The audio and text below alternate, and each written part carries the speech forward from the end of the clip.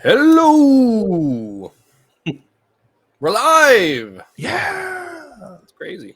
Once more. Well, for the script, hello internet, and welcome to the Hexagon tabletop role-playing games. It is I, your host, Clayface from Harley Quinn.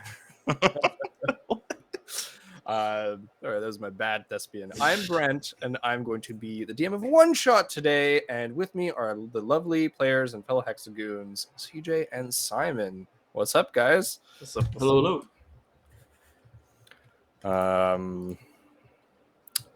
So usually I have a script here that we're usually supposed to follow, where we describe the campaign, introduce the player characters, describe the session. We can't do any of that because no one knows what's going on. I'm the only one who has information right now, other than the fact that I asked my players to pick familiars, and then I let slip during the pre-stream that they would be playing those familiars.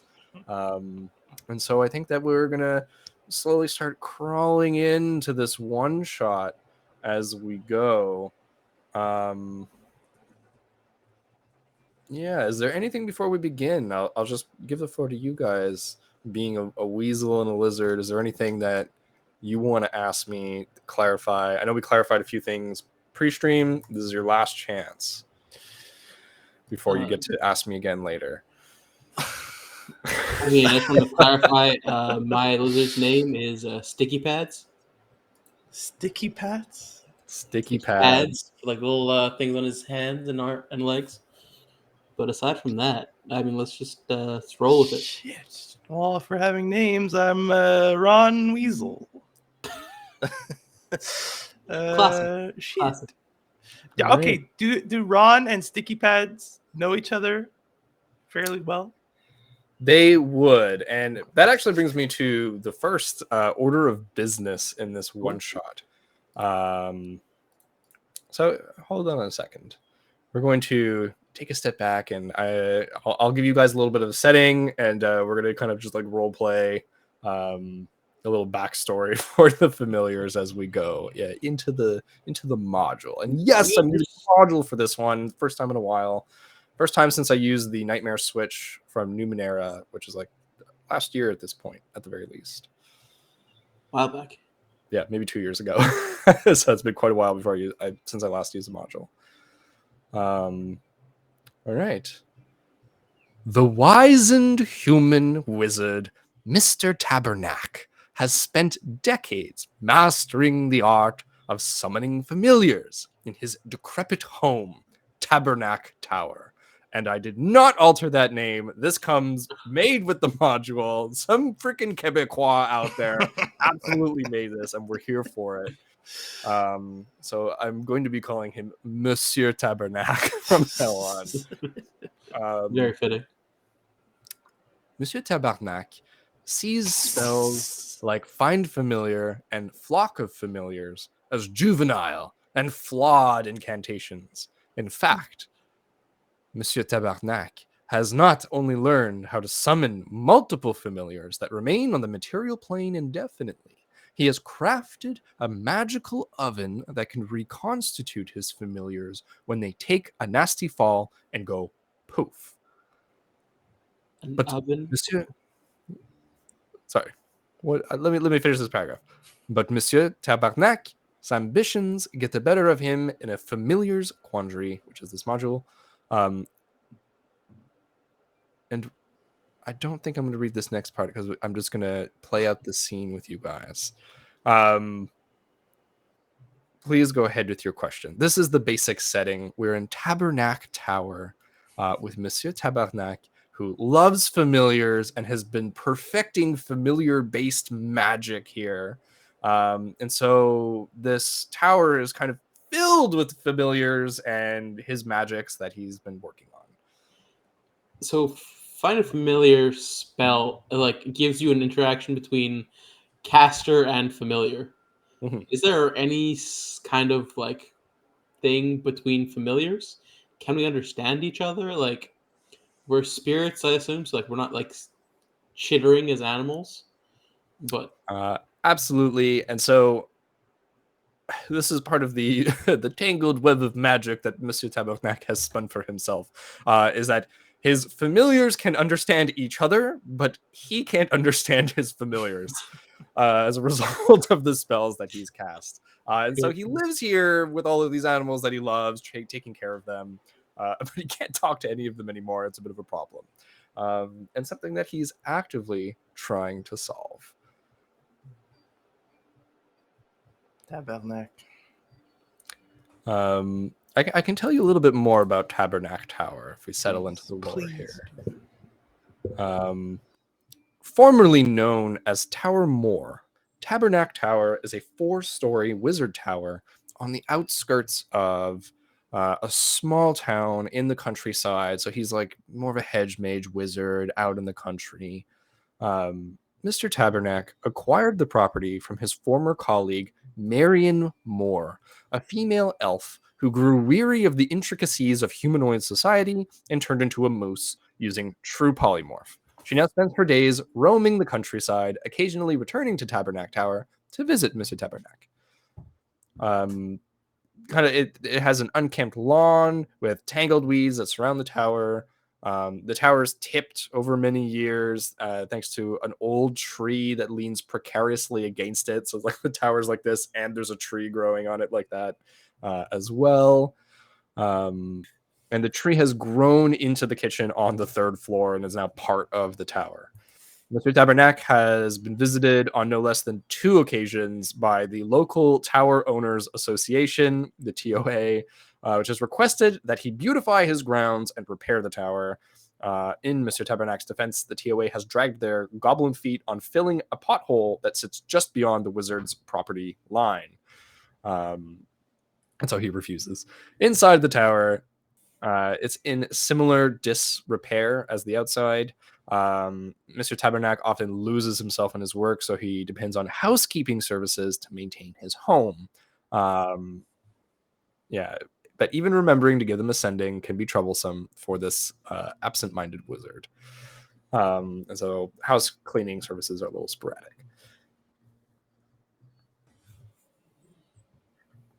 Now, give me a second. So are we going to terrorize the house staff? Potentially. All right. Give me 1 second. All right, here we are. So as we set the scene inside the tower, you guys are familiars that have been summoned for a while, and you understand a little bit about how his magic works. And so he gives 2 plaques during the month to his familiars, which is the familiar of the month, which is the best familiar, the familiar that has kind of like helped him or done something special. And then he also gives another plaque to his least favorite familiar of the month, which is it has done something disrespectful or like is getting punished for some odd reason. Do either of you want to take one of the titles for yourself, or would you like to just roll and see who gets what? I mean, I'm down to roll, but Yeah. if you're partial to one or the other. Let's roll. No, I'll leave it up to you guys. So you guys decide on your dice battle of your choosing. How do you want to do this? So highest roll, Nice flat roll. yeah, D20. Alrighty. Wait, but highest roll gets what? The worst or the best? Gets first choice. How about that? First choice. Okay. Yeah. Why are all these dice not Ooh. D20s? Okay, here's one. Oh my God. Got an 18. Oh my God. I got a 3. All right, I'm gonna go ahead and take the least favorite familiar. Interesting. All right. I think Sticky Pad's a little too curious for his own good. He gets into places he probably shouldn't, and he's the master's trying to kind of come up with these like new spells and everything, and he might have torn a couple pages while he was trying to scramble up from a book with his little claws and kind of destroyed his master's latest formula. Hey, tusk, tusk, tusk. How could you do this, Sticky Pads? And he takes you, puts you in your little enclosure, locks the cage, and goes, "You are my least favorite familiar this month. Now I will have to mend this book." And he just goes over, cast mending. It takes him no time at all. Spills some ink on the book as he leaves. Then we have Ron Weasel, who's the favorite familiar. Why are you favorite familiar for this month? Ron Weasel. I mean, can I have like some sort of human-like tendencies, or is it purely animal? Weasel-like. Like, I'll leave that up to you. Like, what's your intelligence score as a weasel, right? It's a 2. So within the realm of a 2. okay, yeah, I think he likes just like eating up stuff, but not like out of containers or like out of like actual receptacles, but just like off the floor and off like the desk and stuff. So he just ends up like cleaning up after the master's mess. And even if it's like something that he consumes that like has a temporary bad effect, he'll still do it the next time. So it's just like, this is such a good muffin. And he leaves crumbs everywhere, and he's, I must go to the bathroom. And he leaves, comes back. You cleaned up all the crumbs, and he's like, "This is amazing, Ron." Mwah. Puts you in your little enclosure, locks the door for the night so that you're safe and sound. Which brings me to the next thing that I would like you guys to come up with. He has meticulously, like in each enclosure, kind of like created a small microcosm that's like perfect for that creature. In their, their little like I don't want to say cage, like it's an enclosure. Just he locks up his familiars when he has to do important magic and things like that. And so in there, like, what do each of your enclosures look like? Like, what's the perfect environment for you?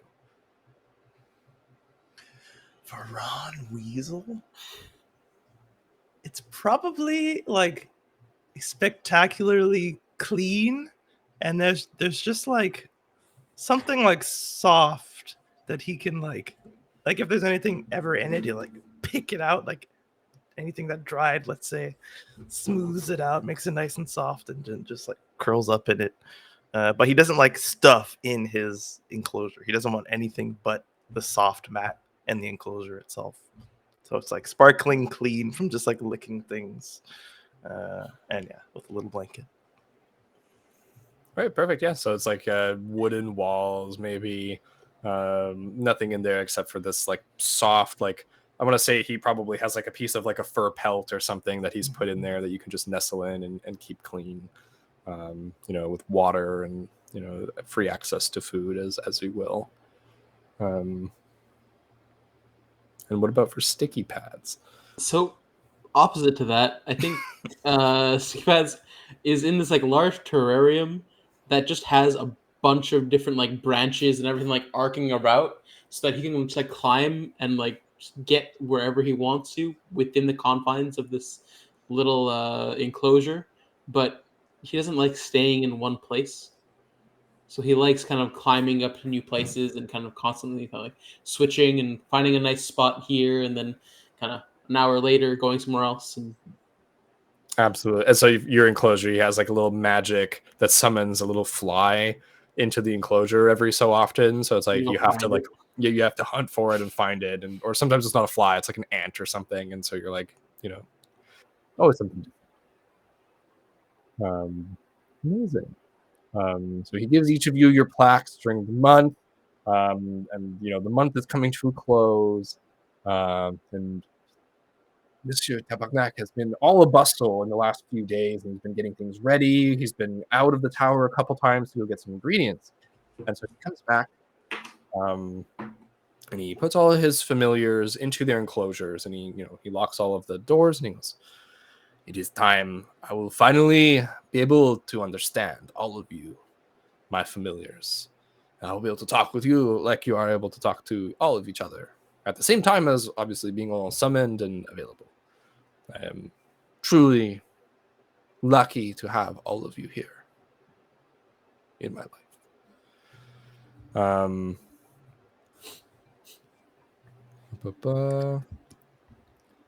Give me 1 second.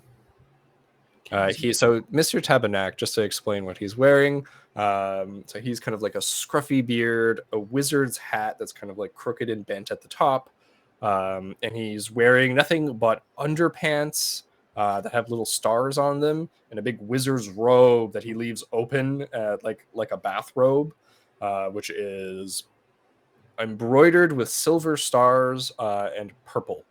And his undergarments are like his pair boxes he wears is also purple, and so he's kind of just hanging out, toasting his familiars, and as he toasts you all in your enclosures on the first floor of the tower, you see behind him the familiar reconstitution oven that I mentioned earlier as one of his magics. This reconstitution oven you guys are familiar with. That means that if a familiar happens to die within, the tower like premises and the tower grounds, its energy goes back to the oven and it's able to reconstitute there, so that they're never truly lost, and the magic that he's imbued in all of these familiars to have them indefinitely on the material plane doesn't fade.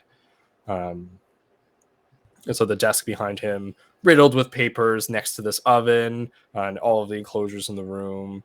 You can see a bunch of like half-filled potion bottles and like spilled alchemical ingredients kind of here and there on the floor. Like the papers also go on, like they've essentially created a mound on the desk and then fallen onto the floor and taking up this whole place. And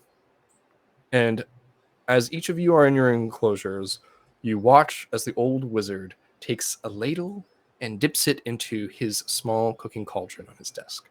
He pours a heaping scoop of steaming iridescent liquid into a wide-mouthed potion bottle. "A salute, my dear friends," he says to you, "to the longevity and pursuit of animal kind." He drinks the liquid.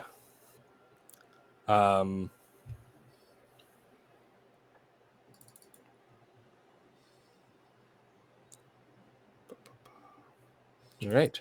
Think you can finally understand us? I hope so. It's kind of weird, our whole setup here. You think so? Well, I yeah. get flies whenever I want. Can find some crickets. The whole oven thing, it really bothers. Like, when is it going to end? When can we not come out of the oven again? It's like a macaw like whispers it down to you guys. I don't know. I was hunted by an owl, and then I'm still here. I'm still alive, and he's taking care of us. So I kind of appreciate it. Like, probably when he dies, we all die, right? Oh, How many times have you died? Oh, just the once. I was pretty careless. I've died a few times already. Oh, from everything you've eaten, eh? Yeah. I'm not really learning my lesson either, because there's no repercussions. I just come right back. Which actually I kind of enjoy, yeah. What am I talking about? Like there's like a little like small like crab in like another enclosure, and he's like, "Well, I hope he doesn't die anytime soon." And he smacks his lip. Interesting, says Mr. Tabernac before, in a puff of rainbow smoke that fills the room and sparkles, something splatters to the ground as the smoke clears.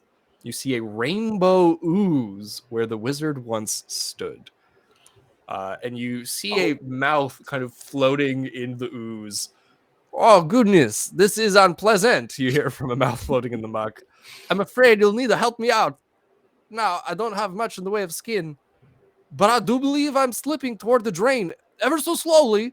Mr. Tabernac's oozy form begins to flatten, and you watch as he slowly begins to slide towards a drain in the center of the room. Oh, All the other familiars start freaking out a little bit. What do you guys do? how is the enclosure locked or closed?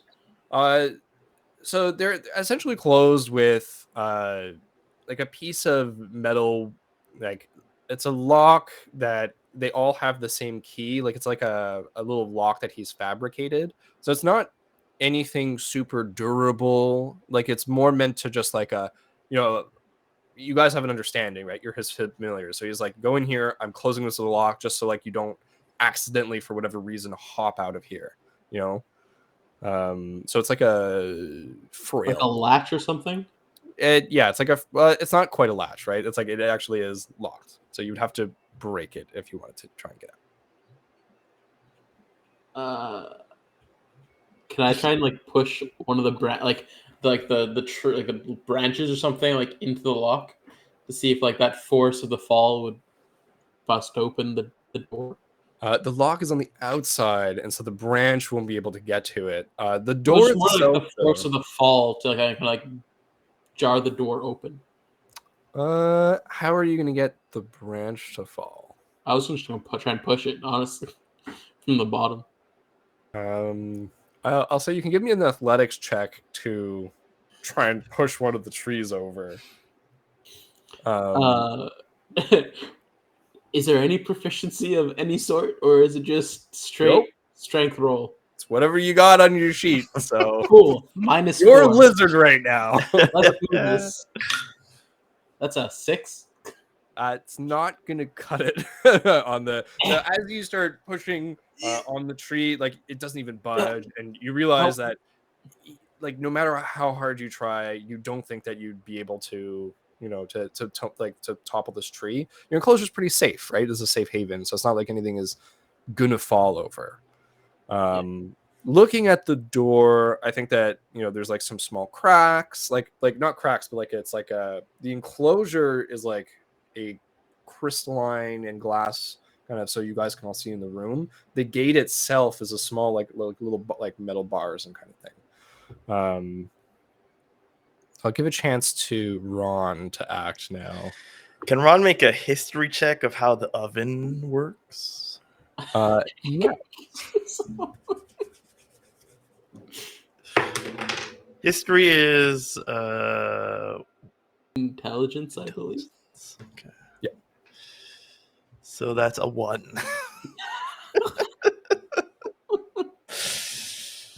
Ron knows that every time he's come back from eating bad food, Mr. Tabernac has been there to open the oven door and give him a nice little pet and take him out and just let him free back into the tower. I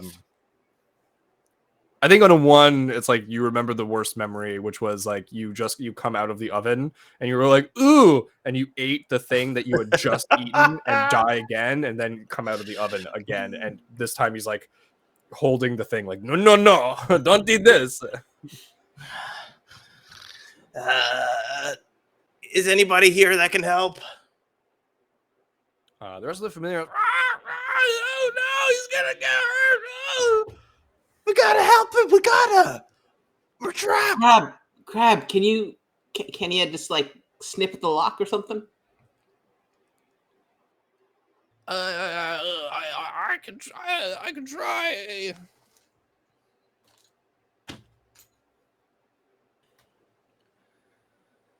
You're like, and he starts like going at the lock a little bit, and it seems like he can't get it. Maybe like it's just an odd angle, like I can't get to it.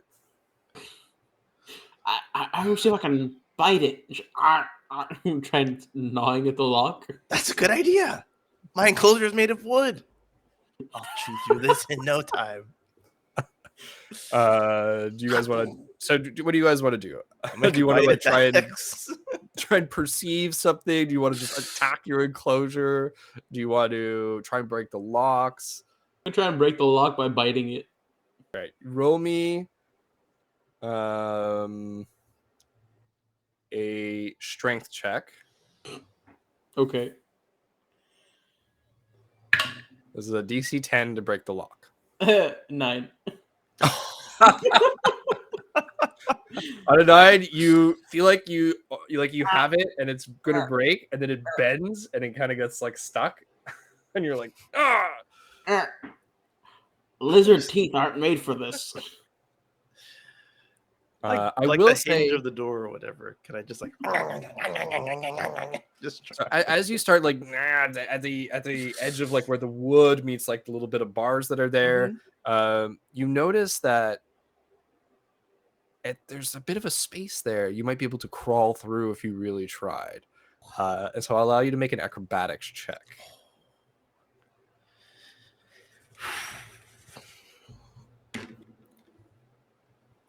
A 9 as well. A 9 will do it. It was a DC 8. And so you're able to, after gnawing a little bit away of the side of the enclosure, squeeze your way out. You're able to see this happen, Sticky Pads, and so you may follow suit with the acrobatics check if you wish. Oh, you could squeeze those things? Okay, Yeah, okay, just squish your body. Oh, that's actually quite good. 14. Out of 14, you're able to get out, and like as you're, it takes a little bit of time for you guys to be doing this. Like these are built to give Mr. Tabernac enough time to potentially stop you, right, in case something was happening. So they're not meant to like imprison you. As this is going on though, and it goes, is somebody there? Is this? I feel like I'm sleeping and getting closer. And you see that he has gotten just a little bit closer to the drain at this point. Can he understand anybody? Who's the loudest? Macaw, scream at him. Can he hear you?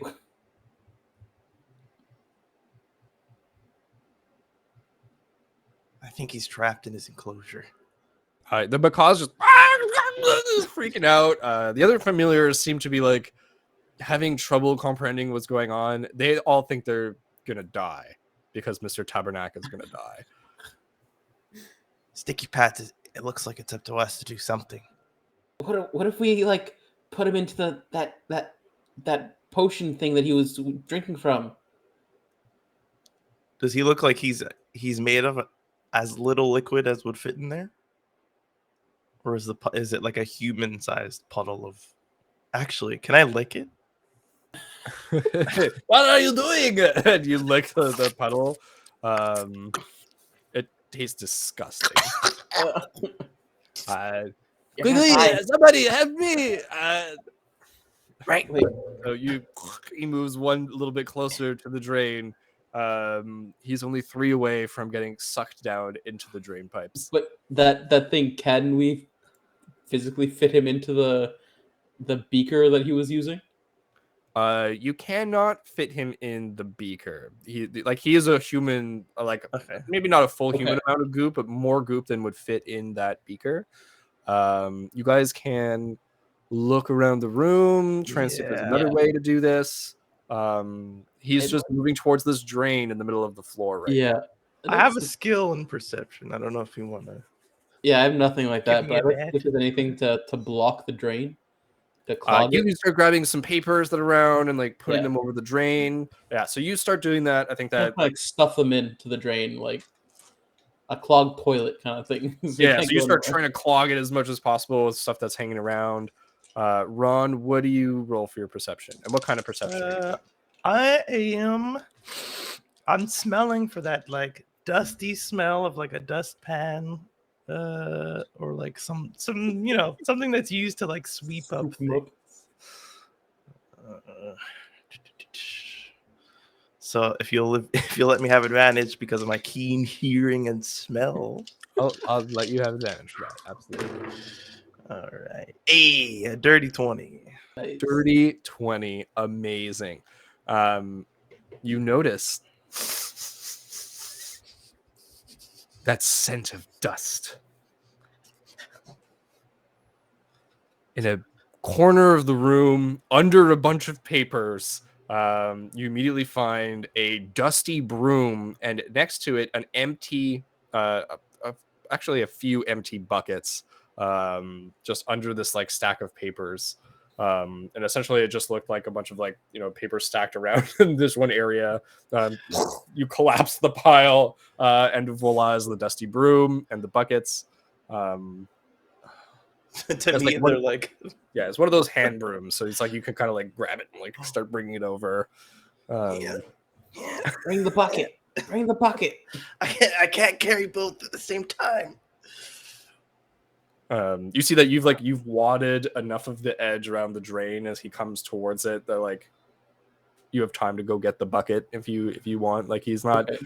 He's like, I will seep into the paper given enough time, I think. But good job. Okay. Yeah, no, I'll go and help Ron bring the bucket over. What a 2-man job. And you guys bring the bucket. Start sweeping him into the bucket slowly. Oh, ew, oh. How do you I'm do this? mixing. I'm mixing. Do you know what you're missing? No, mixing. I'm mixing. He understands us. Oh, He understands us. oh, ah, drop everything stirring around. Yeah. What? Oh, Hello? I cannot hear anything. Sorry, I was not answering. It was me, the DM. I was answering. Hello, God. This is Margaret. No one got that reference. Yeah. But if you got that reference at home.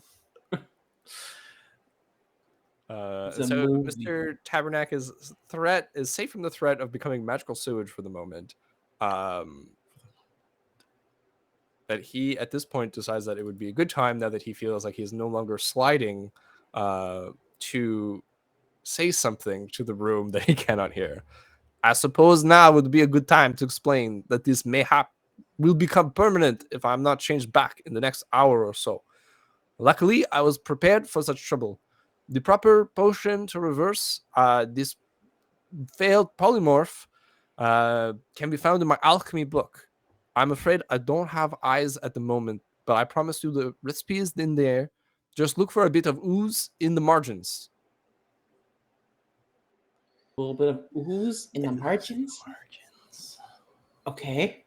I was thinking of just putting him in the oven. The oven brings us back. But I guess doesn't work for him. Well, it might work. Well, no, but he said it has to be this potion. True NPC energy wise, like if you think about that for like a minute or two, he's like, I don't know if anyone heard me, so I'm just explaining that if you want to turn me back, one of my familiars, if you can hear me, you must go in my book I would like to say that I explicitly would like to be turned back. I do not want to remain as a goo. I guess it's not worth trying. Okay. I guess we're gonna have to. Do you know how to read? Mm-mm. Shit. Every so often he repeats I do not want to be a goo, so go in my alchemy book. I hope someone is listening. Okay, guys, who can read? Guys, I'll like. Let's just at least go to the book and see what's there. The book is a worn green leather-bound tome. Filled with my writings. Okay. do you remember seeing a green tomb? What's the color? I'm just repeating what he said. Come on. Okay. Look, I have 1 intelligence. Okay. You want it, but you have 1 intelligence. You don't have none. All right. Okay. Green is my color. It's what I look like. Yeah, so just look like Okay. a book that looks like you. Can Okay. I make like a history check?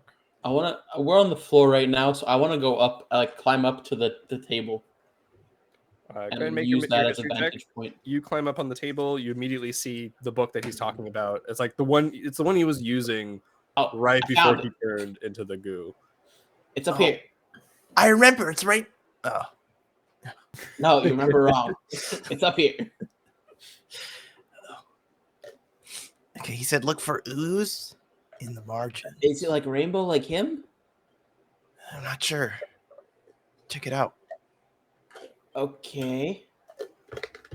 All right. As you guys start to thumb through the book, I'm gonna need some investigation checks. Oh. All right. So that's intelligence, which I think we both are very bad at.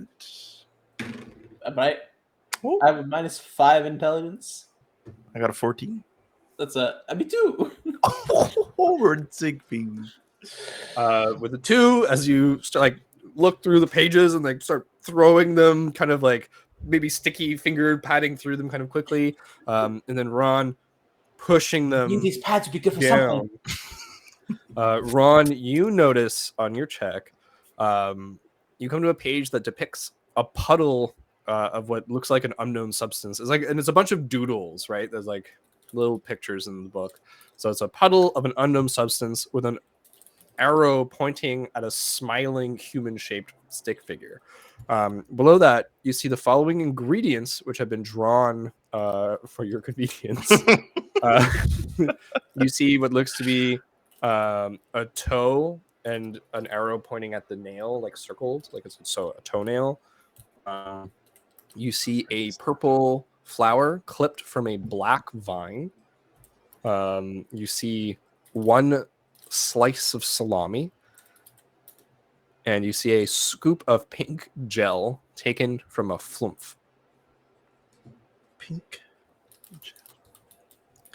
Another drawing depicts these ingredients being dropped into a large cauldron of iridescent liquid with poorly drawn animals squawking and barking around it. That's us. We have to bark? And squawk. I can't do any of those things. I guess we can't. You bring hear it the back. cacophony of the familiar around you subsiding a little bit. I think we can get their help with, right? Maybe? If we talk to them? Kyle's like, you guys got this. Oh shit, okay, they really want us to do everything. Okay. I don't know. I really don't want to get killed by an owl. I stand up on something and this is why none of you ever get the plaque that says best familiar, because you're all lazy and you don't like to eat up after the master's crumbs. Yeah, if you look at the Brad's history, it's true. I don't want to be the best. It's always Ron. He's always gotten the best familiar. It's going to stay that way after today. Actually, maybe you'll get it today, Sticky Pads. That would be such a change. From worst to best. Wow. All you hear is from the wizard on the floor. Well, I hope that at least one of you has been following my instructions. You have 1 hour. And as you guys look down, you see the mouth dissolve into the rest of the bucket. And he is now just a pile of goop In the bucket? in the bucket. Okay. So a toenail from... Is it anything specific? Or can I just, like, give a claw? I think it has to be a toe. Because it has a Who's got a drawing of toe? a human toe. Oh. Ew. Do either of you have a passive perception score of 10 or higher? Nope. Yes. 13. You do. On a 13, as you think and look up, you notice a toenail stuck in the ceiling of the room. And you have a flashback of when he turned into the ooze, he kicked one of his feet out violently in a convulsion, and his toenail went flying off and stuck into the roof. Sticky pads, it's there. Okay, I can go get that. Do you want to work on the next thing? And I'll start like climbing my way up the wall to the ceiling. Amazing. So you start working your way towards the toenail in the ceiling. You make me an athletics check once there to get it out of the ceiling. I have a climbing speed to get it out of the ceiling. Okay. 8. An 8 is exactly what you needed to get the toenail out of the ceiling. Grab it with my mouth. What does it taste like? Like, like a bad mushroom? Not really. Like fungal. Ooh. All right, you guys All right, have the toenail. I'm coming right down. All right, whoa. Don't swallow it. Oh shit. Okay. I think I'm gonna look for. Would I know what a flumph is? Flumph. Well, there's a picture, right? So like we see the picture of this thing. Yeah, you see a picture of what a flumph is. Maybe like you've probably seen like they're around. Make a history check to know what floor of the tower it's on. Oh, true. There's multiple floors. We're on the first Tabernacle. floor. You are on the first floor right now. How long is it gonna take us to get up floors as fucking small ass familiars? You said history. Oh, fucking hell. 10. 14 minus 4. On a 10, you remember that the flumps hang out on the 4th floor of Tabernacle Tower. There are the last ingredient, the flump, is at the top. You know what? Might as well What do start you at the need top. again? Work our way down. We got toenail. What's Yeah. next? Well, there's the purple flower on the black vine thing. There's a piece of salami. But then there's this pink gel that I'm really jonesing to at least get a little taste of before we use it. But it's all the way on the 4th floor. Okay, well, where's everything else? If we can maybe make like a plan to get like something on the 2nd floor, something on the 3rd floor, something on the 4th. I don't know. Oh, salami would probably be wherever he eats. The kitchen. Yeah. Okay, where's the kitchen? And is there like a garden or something for the flower? Where is the kitchen? And is there a garden? You guys start thinking about this and realize that you don't really pay attention too much to where stuff is in the house as familiars. You just kind of go places. And honestly, your enclosures are pretty perfect as they are. That's true. All right, I think we just gotta explore the tower.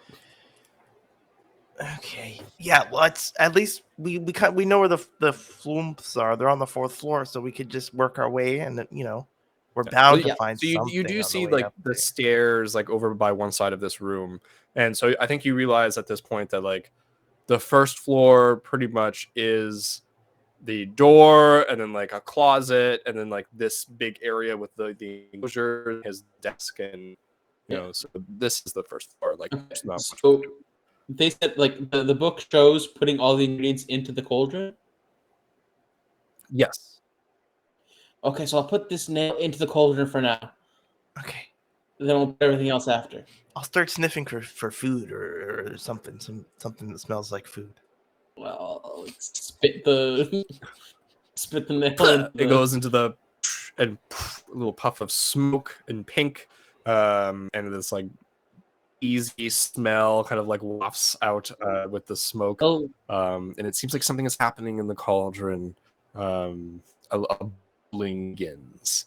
And the cauldron is on a sort of like little burner where it's constantly lit. So whatever was left of his potion was in there, and you guys are adding these to the potion to change it into the antidote. oh shit.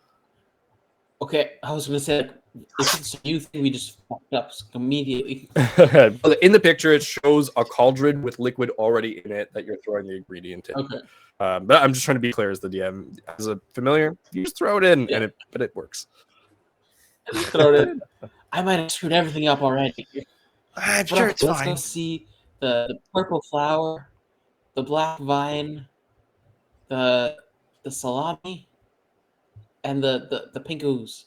Yeah, Why is everything ooze? because ooze is the best thing there is.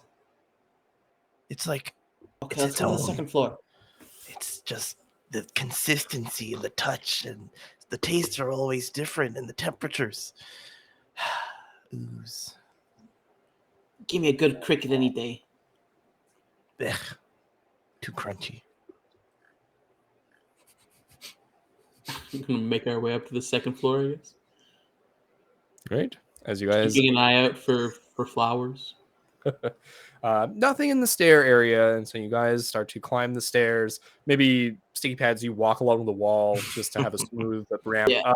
up. Ron has to bound step by step as you guys go up and get up to the second floor. I mean, it's not terribly far, and it doesn't take you guys too long.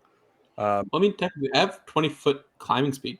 Yeah, so you guys are fairly quick, right? Like you get right up these stairs. The second floor of Tabernacle Tower is a seating area complete with a couch, a couple chairs, a coffee table, and a fish tank containing 4 quippers. The tank is decorated like a shipwreck. Wedged between the tank and one of the couches is a tall, black-leafed plant, atop which is a purple flower. Both the fish tank and the couch have been badly slashed by the plant over the years. Oh crap! You can see like thorns growing on the plant as it grows there. Dang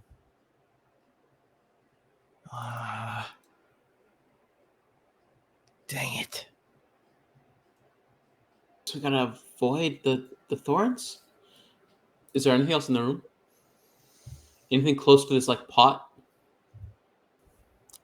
The only thing next to the pot is the couch and the coffee table and the tank. You can like I said in the description, you can see that there's damage on these things. Other than that damage, the couch looks essentially untouched.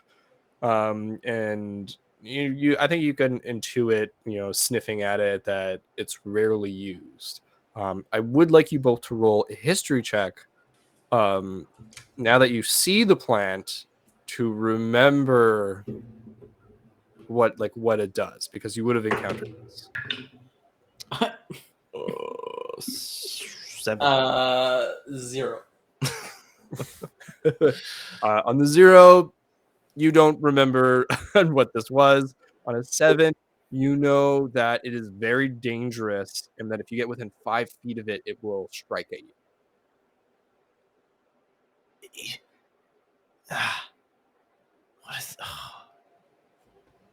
What did he ever do? I think he probably sat on the couch at least a couple times.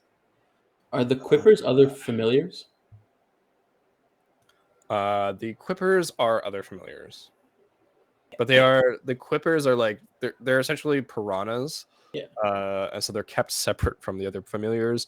Often when Mr. Tabernacle, like, he'll take aquatic familiars for walks and things like that. The ones that he put in this tank, he specifically doesn't leave like the walking apparatus near them. Like these ones are a little more dangerous. Hey guys, Hungry. Listen, the master's in trouble. He might die and might all disappear. Do you think you can help us? I'm hungry. You want to eat the plant? The plant? You eat. Oh, Eat you. look at you, sticky pets. Look, Me. okay. Is there anything around? Is there anything on the coffee table? Any food there? You don't see any food on the coffee table. There's just, I think, an old cup of coffee where the coffee has evaporated and dried out, so just leaving like dark goop or dusty, dark coffee dust, essentially dried out coffee at the bottom of the cup. Only the water left, and the flower atop this vine. There's the couch on the one side and the fish tank on the other. Can we push the flower into the water? Oh wait, no, but it's gonna attack if we get 5 feet of it. Well, what if we sneak up on it? Okay, go for it. The flower's too high up for you to get to it from the ground. Okay, but if you like push the pot, Yeah, that's what I'm thinking. Push or pull the pot. I don't know if I'm strong enough to even attempt it. I will. Like, is it like heavy based? I'll say it's like you recognize that this would be more difficult than opening the door of your enclosure. Fair enough. But I'll also say, you know that even if you snuck up right next to it and then started moving the pot, it would know you're there. That's true. Maybe if we go to the kitchens, we can find like a pot or something and use that to cover ourselves as we get close. Oh, like what the master he put stuff on his body. Well, Yeah, doesn't like cover all of clothes. it. Yeah, we could do that with pots. You're a genius. You know, I always thought you were a good contender for familiar of the month. I don't know why he always puts you Well, at I mean- the bottom of the list. You might eat things, but I kind of just like get places. I don't know. I'm not usually where I'm supposed to be. Let's hope it comes in handy today. Have I ever have I been to the kitchens ever? I think you don't really. You know that there's food in this place, and that sometimes you go to a area with more food. So Do I it's very remember where likely that area is? in the tower. Okay, Let's keep going up, maybe. I know it's somewhere. At least the we low know at the low intelligences, you kind of have to be reminded as you see things of what they are. All right, let's maybe come back to this. Floor number whatever 3. one that comes 3.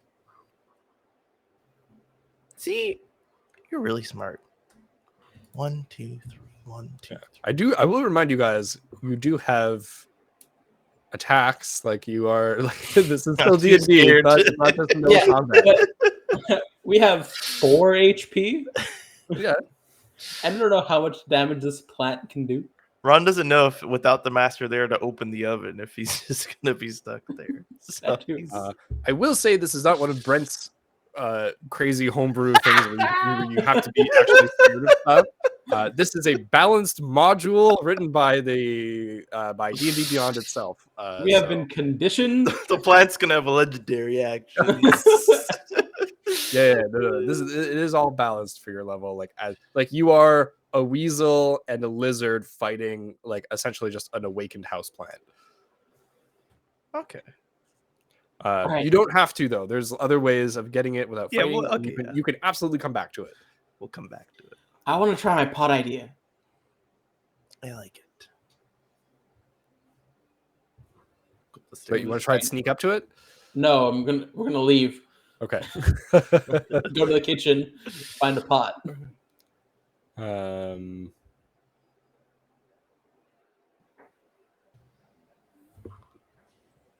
Or we'll go to the next floor, searching for some sort of Something receptacle. to use as protection. Something that things are carried in. You guys leave the flower alone and start to ascend the stairs up to the next floor. As you begin to leave, there's a crash from the floor above.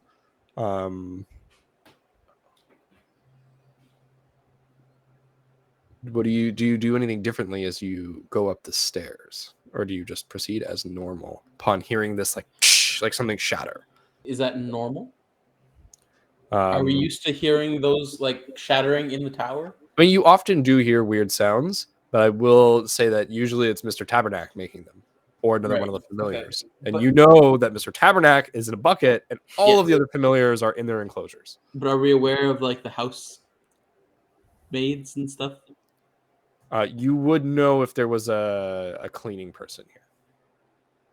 Maybe it's Okay, a so full. we know there isn't then. Okay. All right. What do you think that is? I don't know at all. Maybe something got out. Maybe it's I mean, if we what's got his out, name? other things can get out, right? Yeah. And the Quippers are alone upstairs, like just here. So maybe it's something else like that. Maybe he keeps super secret familiars upstairs. Okay, let's go. Did it sound like it came from the floor just above? Just above. So you guys start to ascend the stairs, and as you ascend, you hear the sound of something eating. As you enter the kitchen area, which is on this floor, Mr. Tabernac's kitchen is as impeccable as his organizational skills. Not at all. Dirty dishes fill the sink on the far side of the kitchen. Splatters of pasta sauce and other foods stain the counters and cabinets that line the walls. The back wall has numerous shelves with treats for humans and familiars alike. Just various kinds of fresh food, dried food, things that he's conjured. Most notably, on one of the counters is what can only be described as a hairless mutant cat. It is mid-bite in a log of salami, and it sees you, upon which it hisses, posed to strike. This is this hairless cat. I think out of character, you guys this is a Grimishka, a tiny foul-tempered monstrosity. So yeah, it has like long pointy ears, like yellow kind of like little eyes, lots of like teeth. And it's a gremlin cat, essentially, a Grimishka. Stinky Pats, we need that salami. Okay. For the master! And I'm going to go attack it. And I'm gonna hide. Roll yourself as you go. And you go to attack it. There's a little container here. 24. Jesus. I rolled a 19 and I get a +5 still. It must be nice having pluses.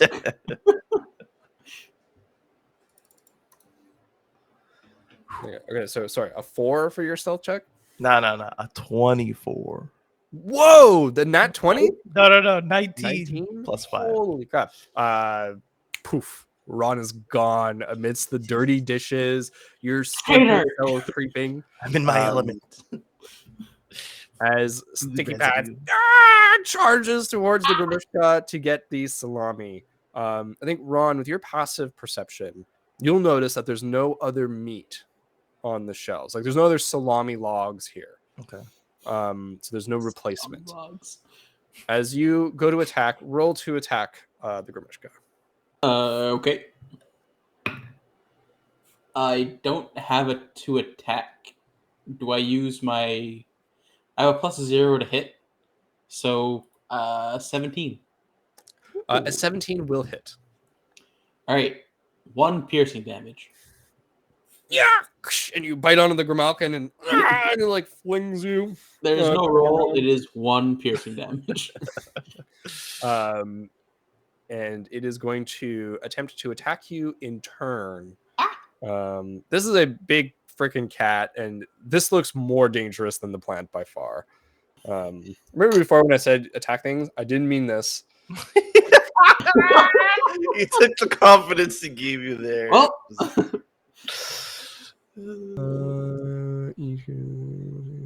Oh yeah, you have 4 HP. Oh my god. look. Wait, what? You think creature that they're going to cast a spell, you just guys spontaneously react to magic. Roll a d6 to determine. Okay, so those only happen. I was like, oh, he instantly kills everyone, and no, it's if you guys cast a spell. Fucking that. So that doesn't happen. Avada Kedavra. He attacks you for a 14 to hit. Yep. That is. Okay, I'm gonna roll a d4 plus 2. So it has to be a 1. I'm gone. 50% chance I'm gone. No, actually, It's 3/4. much higher, right? Not even a 75% chance I'm gone. It's only if he rolls a 1 that I'm not. This is also a good time for me to say that there's supposed to be like, 3 people. I think it's 3 to 5 people in this adventure. So Looks like it's up to Ron.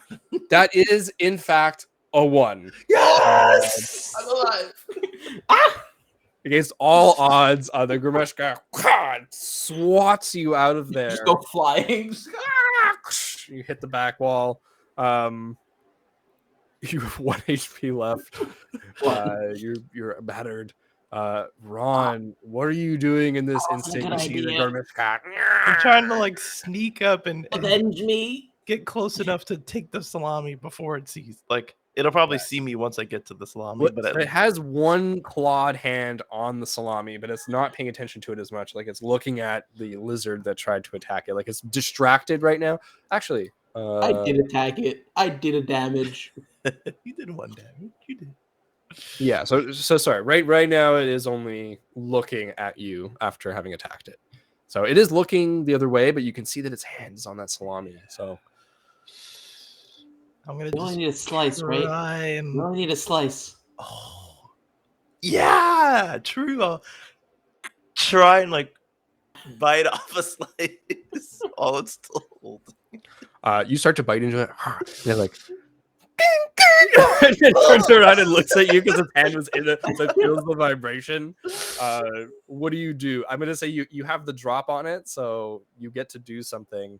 I'll try and complete the bite and just like detach a piece of it. I'll say you can grab a chunk in your mouth. Yeah. But in the picture, like the salami, like it wasn't just a slice. It was like a little bit of salami, like a big, like a bit of round. And this is like a third of a log of salami. Okay, so even my bite wouldn't be enough. Okay. Yeah, so it's like you think you pretty much need most of this salami if you're gonna use it for the spell. So you grab a bite, and the Grimalkin's like, are you fucking serious? Run! And it looks like it's about to chase you. Yeah. Okay. I'll go running. Bring it towards the plant. It starts towards chasing the after you. What's your speed? 30 feet. It is also 30 feet. And so, like in a freaking cartoon, you guys are chasing each other around the kitchen as you're hopping around, and it's following after you as you kind of like run. What are you guys doing now? Okay, as he's running after he's running after Ron, I'm gonna push the salami off the table and towards downstairs. Yeah, so you start to grab the salami, roll it over towards the stairs. Ron is running. The Grimishka is totally focused on you and is trying to catch you. God dang. Yeah, I'm gonna push it down the stairs if possible. Yeah, I think. Is it like a spiral staircase with like a nothing in the middle, or how are the stairs constructed? It's just like old stairs into the side of the tower. So it's like each staircase is like it's built into the like where the wall is. So it's like kind of like dark and enclosed, and then it goes into the next room, and then it goes up. Like, so it's not a spiral. You can't fall between the stairs or anything. Like they're like I was thinking, like I can theoretically like push the salami off into like the center of like a void and have it drop down to the first floor. No. These are like fully floors. So you start rolling it down the stairs, and almost like a slinky, it like starts to tumble down the stairs, and you can like go Am I after strong it. enough to carry it in my mouth? I'll say, what's your strength score? 2. A 2. I'll say that you're not strong enough to like lift it, but you're definitely strong enough to drag it. Okay, no, because like my idea was to like grab it in my mouth and like go up on the wall and like walk down. But No, like I'll say that you can like, you have to like, you're gonna like be thumping down each step. As yeah, you no, so I'm just gonna try and push it. Okay, so you keep pushing it. It keeps like tumbling. So, but you're unhindered as you do this. So you're able to get it all the way down. Ron, what are you doing as Sticky Bring it Pad to the takes plant. care of the salami? Bring it to the planting equippers. That is where my head is going, I guess. I think Sticky Pads, just roll me an athletics check to get it up on the table to get it into the cauldron. 12. That will do it. A 12 is going to get you. You are able to like lift it fully, get it up, and then, and chuck it into the cauldron. This time, last time it was a pink puff of smoke. This time it is a dark blue puff of smoke that comes out, and you smell what smells like sweaty meat. The bubbles start, but now they're like starting to like be multicolored bubbles. I'll open the door of the oven if you need. The Gromishka is like on you. It is not going to give up. Oh my god. I'm going to jump. I'm going to try, go back downstairs and just jump at the vines and try and like narrowly miss them. Like jump with the intention of like jumping past it. So hopefully it tries to jump past it as well and one of us gets it. Hopefully not. I'll say that you can definitely time it so that you run like behind the plant, the Nixing vine, and look out. And as the cat kind of it comes up to get you, the vine lashes out and smacks the Gromishka. And they start fighting each other, the plant and the cat. And they're just kind of going at it back and forth. And Ron tries to sneak away. That's all he's gonna do. Perfect. You start to back away. Roll me a stealth. But not like, okay, yeah, I'm gonna try and hide like behind the couch. I don't want to fully leave because I might be able to use this. Watch what's happening. Yeah, that is a 20, dirty 20. Okay, so hold on. I gotta make some rolls. I gotta see who wins the fight. So first off is the plant, which did another 3 to the Gromishka. So the Already Gromishka has 1. Yeah, so okay, so it's down to, I mean, I'll just tell you, it's down to 8. The Gromishka is going to do 4 to the plant, so it's immediately down to 6. Oh my god. Come on, plant. Close call. I mean, it should get a, oh, fuck it. They're going to hit each other. It's going to be a slug match. The plant is going to do 2 to the Gromishka. It's another equal. So that's 6. Yeah. Gromishka is going to do 5. So the plant's at 1. Oh god. The plant's going to do 2. So Gromishka's at 4. The Gromishka At 1. Yeah, it's gonna... that's it. So it just I got a 4 on the D4, so that's 6 damage. Shreds the vine. And the plant withers and dies in the pot. And the Gromishka licks some of its wounds and jumps out the window. Oh, Where's the flower? That was on top of the vine. It is still there. It's missing one of its petals, but it wasn't one of the pieces that was attacking the Gromishka. All right, come on, Ron. I guess I look around for you first, the sticky pads. if I have enough time to get down, put it into the cauldron, and come back up, I would have. I will say, as you grab the flower and the Gromishka leaves out the window, and you dump the salami in, there's a knock at the door. Like the door to the tower? The door to the tower. Do I Okay. suddenly remember the cleaning lady? You suddenly remember the cleaning lady, and you hear, "Hello, Mr. Tabernacle." Sticky pads! Sticky You hear the faint pads! jingle of keys. Wait, Housekeeping. if they Uh, find grumpy the voice. ooze, they might get rid of it. You're the one in the room. Ron is Yeah, upstairs true. grabbing the Well, flower coming I'm down thinking the about stairs.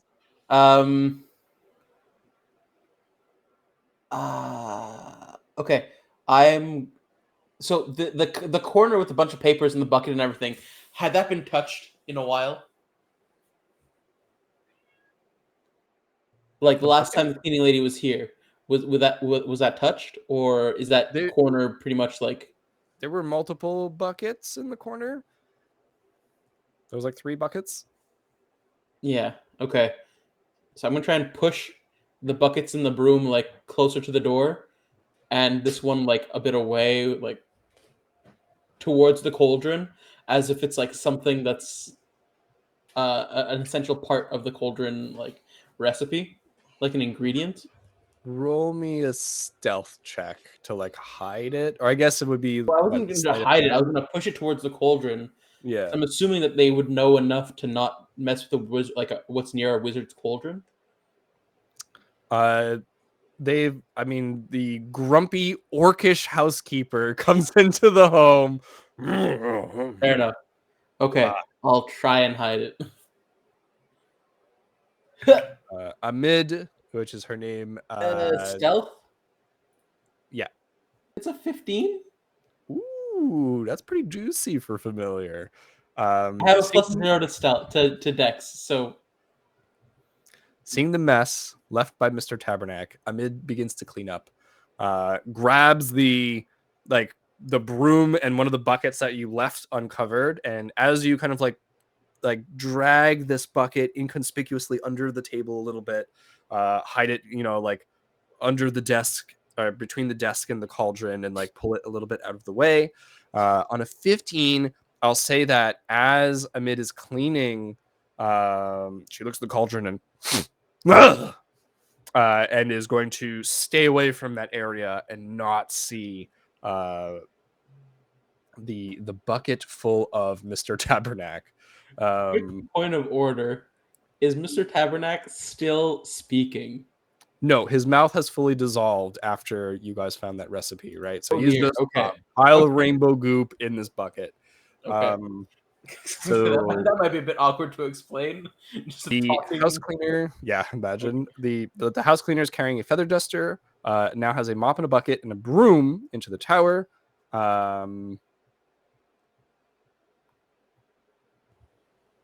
Okay, after I've done that, I suppose I'll try and go find Ron because he's been gone a while. Is he still alive? I checked the oven to make sure he's not in there.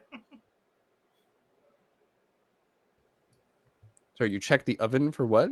Oh, for the Ron's been gone for a while, so I'm like, is he dead? Well, I think Ron comes down, like you see Ron come down the stairs as Okay. this orcish housekeeper now starts to like be stacking the papers back up on the desk and essentially cleaning and tidying up the room. And like, what is this? Grabs another like toenail and like chucks it into the sewer drain. And generally like begins to like mop and dust around in the room. She's comfortable with like the familiars and everything, though, right? She Been here. spits at the familiars and goes, "Filthy vermin! I can't believe he keeps them in here." Okay. Ron, you come down and see this and go, ooh. She hasn't noticed you yet. I'm just gonna like underneath the table. You have the flower, Ron, so you need to get into that cauldron at some point. Oh, that's true. It's time for Operation Stealth once more. Easy for you.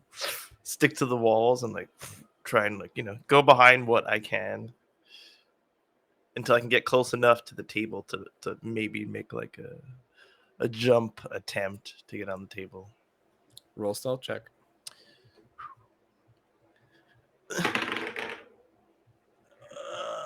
13 plus 5, 18. An 18 will do it. Amid is furious cleaning or just concentrated on what they're doing. You can see that they're not going super quickly, pick their nose for a little bit. Too dusty in here. Against, keeping on with the dusting as this orc kind of goes around slowly cleaning this first floor. And on an 18, you're able to sneak by, drop the flour into the cauldron. And as another waft of smoke comes out, this time smelling kind of sickly sweet from the flour. And the rainbow color is starting to change a little bit more rapidly. And the orc goes, good job. And goes upstairs to the second floor and begins to clean up that area. Gosh. Is she gonna attack us if we step past her? I think she actually doesn't mind me too much. She might have seen me cleaning up some mess, or that's what he called it. I call it lunch. That's you can do what you want. Honestly, I'm gonna stay out of the way. I'm gonna go on the ceiling and the wall to get out, to just not be in her broom range. I gotta get to the fourth floor now. Yeah, fourth floor.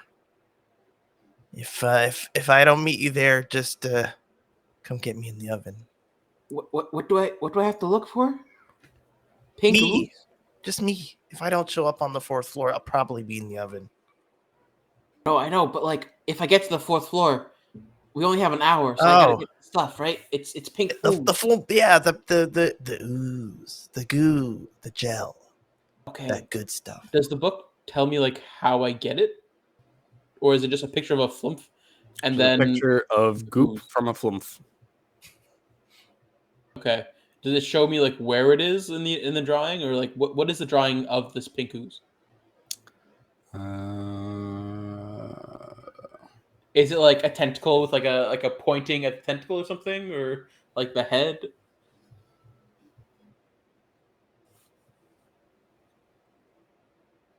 The rectum. Hold on. I mean, look, if I need to go. Go where no lizard has gone before. The rectum of a... You're asking me questions that I did not research. Where is a flumph's goo on its body? Yeah. I know that a flumph is kind of like a jellyfish in appearance. Yes. So the goo take a bite of its head. Yeah. So the goo is covering the whole flumph essentially. So it's you would be able to scoop the goo off of it. Okay. Off its head kind of thing. Okay. Cool. All right. We can just secreting the ooze. Mm-hmm. All right, cool. Let's get to the fourth floor. All right. Try and avoid the orc lady. You're thumping around, and from the next floor, she starts moving stuff around and clean. Okay, let's just work. Something you doing? Dog.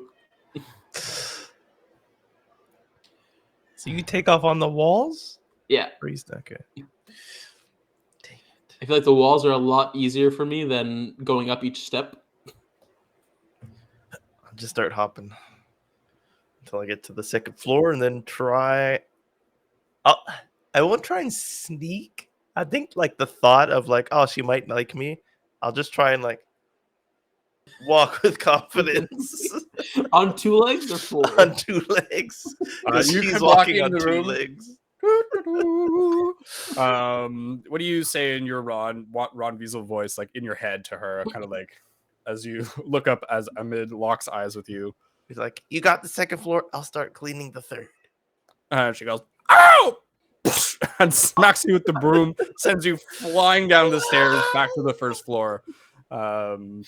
Sticky Pads, you said you were trying to climb up outside the tower to the top? Well, I was saying along the wall, yeah. Oh, so as you climb into the floor, into the room, unless you make a stealth check, she is going to see you. How tall is the ceiling? It's not that tall because it's the next floor, right? Which is the next, and it's only 4-floor tower. Okay, I'll make a stealth check. See what happens. Yeah, you see what happens to Ron. You go, oh. 8. On an 8, it's going to be not quite enough as she smacks Ron. See, kind of like sees you and uses the broom, smacks you back down to the first floor as well. Stay down there, pesky rodent. Okay. Is Go there a back to your window or something? enclosures. What? Is there a window so I can go around the outside? No. That thing went out the window on the other floor, so it's outside somewhere. Yeah, but he jumped from the 3rd floor. I don't know. Maybe he's climbing the walls. He was so fast. I'll look. I'll peek out. You go outside, you peek out the window, and you look. There is no Grimishka to be seen out here. Not Gramishka, but is there anything else that I might be aware of? You see the unkept lawn. You see that there's a like bag left at the front door by the house cleaner with like various like potion little bottles in it. And you see that there's a window at each floor of the tower. Yeah, but nothing going up, like along the wall, nothing in the vicinity in the sky. No, I'd say like there's the tree there that's kind of leaning against the tower. And it's like shading part of the tower as well. Okay. You might be able to use the tree to get up to the higher floor, but I'll just go up the side of the wall of the building. All right, sticky pads. Looks like it's your specialty this moment. I'll try and make my way there, but don't wait for me. Use the tree, and then I'm gonna go up the wall.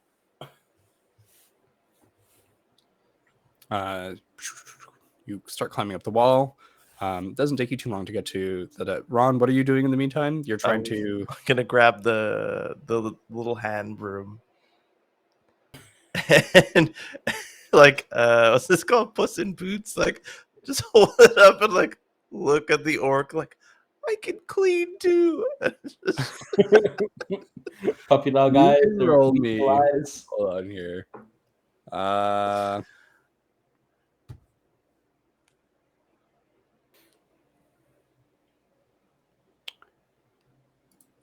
Okay, you're gonna have to roll. It's a DC 20. Can you hit a DC 20 persuasion check, like a charisma check? Persuasion? No, I cannot. Nat 20, baby. This is the time. I'll let you try rolling nat 20 on the on this. See, if I get it, no one's gonna believe me. So I don't want to get it. But by not wanting it, I'm gonna get it. But by saying I'm gonna get it, I'm not. No, it was almost a 19, but it's a 5. On a 5, he goes, ah! And smacks you down the stairs again. Stay down there. All right. Then I'll try the window and the tree and all that. Roll me athletics to try and climb. In the meantime, as you start to try to climb, sticky pads, you get to the top, and the window is closed, shut tight, and locked. Oh, shit. Is there any opening in like the rafters of the roof or anything? There is not. The roof is, despite the decrepit nature of the tower, has been newly redone to stop leaks from happening. And as you look in through the window, you'll notice that there's a new addition on the 4th floor. There's like a new enclosure that the flumph is in. Okay. So he's like protected it. He's like made the room a little bit better. Okay. So if I can't open the 4th floor window, I'm gonna go down to the 3rd floor window, which I know is open because the Grimishka jumped through it. Yeah. And then go from the 3rd floor up to the 4th. Perfect. So you go in there. Do you wait for Ron at all? How close is he to the 3rd floor when I'm? But you start coming down from the 4th floor and you look down to see what Ron is doing. Ron, what was your athletics check? If it's athletics, because I rolled a 17, so a -4 is a 13. You see Ron struggling up the wall, but like doing fairly well and like using the tree and like getting up. Gets to the 2nd floor. You can like look in, see Amid doing her thing, and you can keep going up, and is able to meet you at the 3rd floor. Okay, cool. All right, 4th floor's the window's closed, and the thingy there's the flumph. Yeah, It's in an enclosure. we can squeeze in, I think. I guess we'll see. But we have to go through here. This window. I'm going through the window. How much time has passed? Do we have a? Yeah. Do we have an idea Concept of of time? Passage of time. Some time has passed. It's been a little while. Fair enough. All right, go to the 4th floor. I'll say like probably about half the allotted time has passed at this point. As you guys have been going around. I mean, it's D&D time as well, right? So you know, you guys have been going fairly quick during all of this. Almost not a wasted moment. And you guys now make your way up the staircase towards the 4th floor, and you discover you come to the top floor of Tabernacle Tower to meet the greatest foe to a creature such as yourself. A closed door. Master Tabernacle's bedroom door is made of wood and weathered from the years. It has a brassy, mostly circular knob. Cool. Can I go underneath?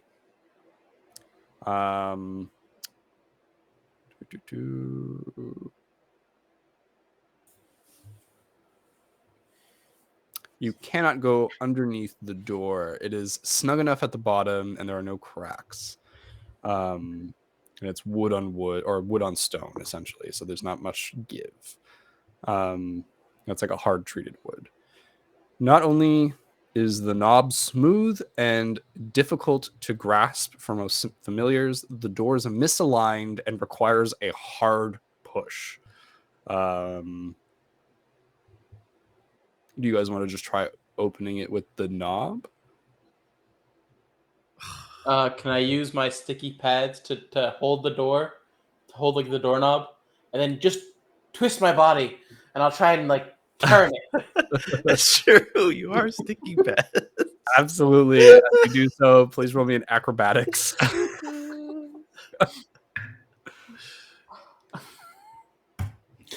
That's a nat 1. On a nat 1, you start to twist like this. Get your arms all twisted up, and the knob like swirls you around. But you can absolutely attempt this again. Okay, I think I was just badly placed. Let me try here. I'll try again. Sure. Why not? As you try again, you hear footsteps as Amid is attracted by the sound of your nat 1 from the 2nd floor. Maybe if we hide, she'll open it. Yeah, wait a minute. We should make a bit more noise so she thinks there's something behind the door. There's nowhere to hide in this hallway. Just so you know. Look, we'll make noise here, then we'll try and run down to the 3rd floor. Was there a window anywhere near here, or was it on the 3rd floor? It's on the 3rd. I think it's only at like the actual levels. She was on the 2nd, so we don't have much time. You hear her on the 3rd floor now going, "Oh, just in here." Just try and help you as much as I can. Hold you up there, like push you. All right. What was that acrobatics? Acrobatics is dex. Yeah. Okay, so I have a +0. That's a 10. A 10. You are holding the knob open. I need a concurrent successful strength check by another character to force the door open. Of course. Push it real good. Back up a little bit and then.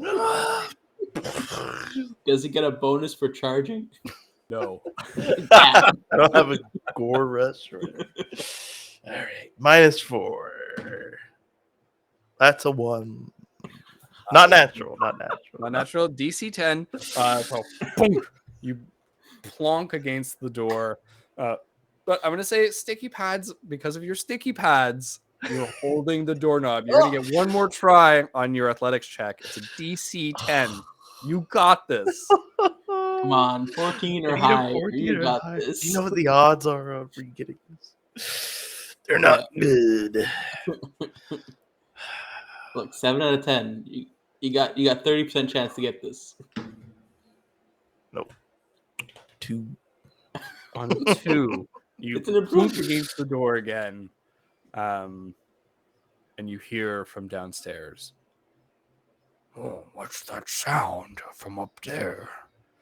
And as Amid comes towards going, like moving some stuff around and like finishing what they're doing before coming up to the second floor, I'm gonna give you guys one more chance. Sticky pads, you kind of had to like let go of the knob and like, you know, like it's too much to keep like spring loaded that whole time. You need to make me another acrobatic, like a dex check, DC 8. And then 9? a 9 does it, was DC 8, and then you have one last chance to check this door before you are discovered. I just kicked my dice so far. That's the die telling me, don't use me. Don't use me. Don't use me. Oh, it's better, but it's not good enough. That's an 8. On an 8, the door starts to come open, and Look, we're not big creatures. okay, Amid sticks their head. What are you doing here? I'm trying to squeeze through. You can try and squeeze Try and through hold it. with a successful acrobatics check. You don't have to hold the door. It's not like trying to close. It's just stuck. So there's a teeny little crack that you can try and squeeze through right now. Look, It's a lizards DC, ain't big. same as the beginning, DC 8 dexterity check to squeeze through the crack. Oh, that's an 18. Easy. Sticky Pads gets in. Can Ron succeed on a check? A weasel is a little bit bigger than a lizard, so come on, you got this though. It's an 8. It's an 8 And the eats on what exactly? on Dex. Dex. Acrobatics. Oh, easy. Easy. I get a +3. On Dex. But I rolled a 3. Oh, no. Oh boy. As you attempt to squeeze through, you're just your butt sticking out. You feel a lumpy hand grab you and pull you back. Sticky Pads, you look back and you see Rod's face as he holds the door and starts to get pulled back through. She goes, "What are you doing here?" Opens the door, throws you into the room onto the bed, and goes, "Stay in there," and closes the door. Oh, okay. That worked out. I thought you were gonna get thrown to the first floor. I thought it was a goner. Walks down, starts cleaning the floor, the third floor now. But you guys got into the room despite everything, despite your greatest foe. Oh, we're not cut out for this. Right. We're really not. Okay, just one more thing. One more thing, then we can go back to our nice, safe enclosures. Peaceful existence. Mr. Tabernac's carpeted room has a mildewy smell to it. It is dark with a couple windows covered with sheets.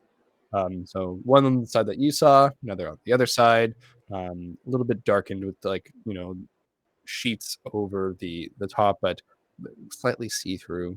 In the center of the room is a bed that is too small for his size. It's like a tiny little cot that he sleeps curled up on every night.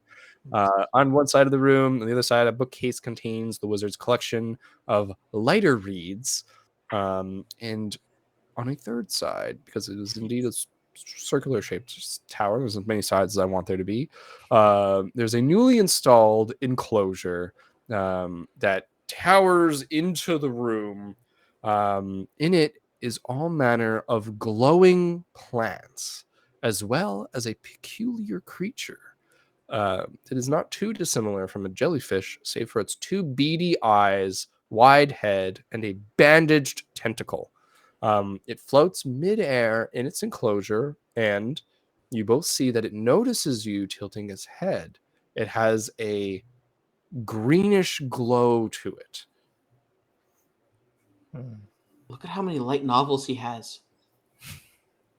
What's that one? I Romance don't on the think Wind? I've never. Wait, you can read now. Oh shit! I That's can what read. saying. It quickly fades. Nope, never mind. That's gibberish. Okay. Okay. How do we get the ooze from this? Hello. You Hello. will remember. Actually, roll me history. I don't know if you fucking remember. Let's go talk to him. The flume just. thing. Um, 9. the 9, you remember you need pink flumph gel, Oh, And he's it's not even green. the right one. and he's green. He's like you. Maybe we have to. Can he turn pink? Can you turn pink? All right, pink. You're turning red a little bit. Oh, It's okay. close. No, I don't think so. Maybe if Maybe we look around the room. give him something. Yeah, I don't know. We can look around the room for things that might turn him pink. Yeah, you guys can roll me perception checks for sure. Cool. Some lipstick or something. DC 10, you notice that like there's food next to the enclosure for the flumph. Oh, wait. Perception? Yeah. That's wisdom? Okay, it's just a -1. 19. 19 and 19 and 15. 15. 15. On a 15, you find another toenail hidden amongst the carpet. Gonna give it to him. And so you have an extra toenail if you need one. And on a 19, you notice that the flumph is watching you carefully as you go around searching through the room and looking at books and on the sheets. And it seems very curious as it looks at you. Kind of like waiting for you to do something. And again, you both end up noticing that there is a small collection of jars with food beside the flumph's enclosure. Okay. Maybe he changes colors depending on what we feed him. It's a good Like idea. you turned in like purplish when you ate something at one point, but you What? were also not breathing. Yeah, So- I don't really remember that. I just remember coming out of the oven. Maybe if he's purple, it's closer to pink, so we can maybe use that. Okay, I'm gonna go to the first jar. Is there like a spot that I can like hand him the food? Can I like put it through the bars? You can grab the food from the jar, no problem with like a spoon. There's like a small spoon or something, like a little scoop that you can kind of grab. But you have to climb up with the spoon and then undo the latch and get into this enclosure. And the latch is like this heavy piece of like little iron, so it's not easily knocked up. Okay, so this isn't like a bar door situation. No, this enclosure is a little bit different. So I will need a DC 8 strength check in order to lift the latch. Can I use the spoon to help me like a lever? No, because there's no purchase for the spoon. Damn.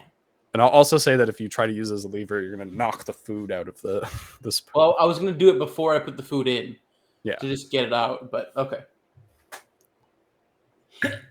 That's a strength you said? Yeah. 9. On a 9, you pretty much just make it. It was a DC 8. You That's a -4. get the latch open as Ron. You watch bated breath as the door opens and the flumph. And it comes closely down towards sticky pads. Do you like this? I'm like, put the spoon forward. It starts to eat, and as it begins eating, whoosh, it turns pink. You did it! Wait, High five! And I'm gonna try and high five the flumph. You smack the flumph. I'm gonna like put my hand up.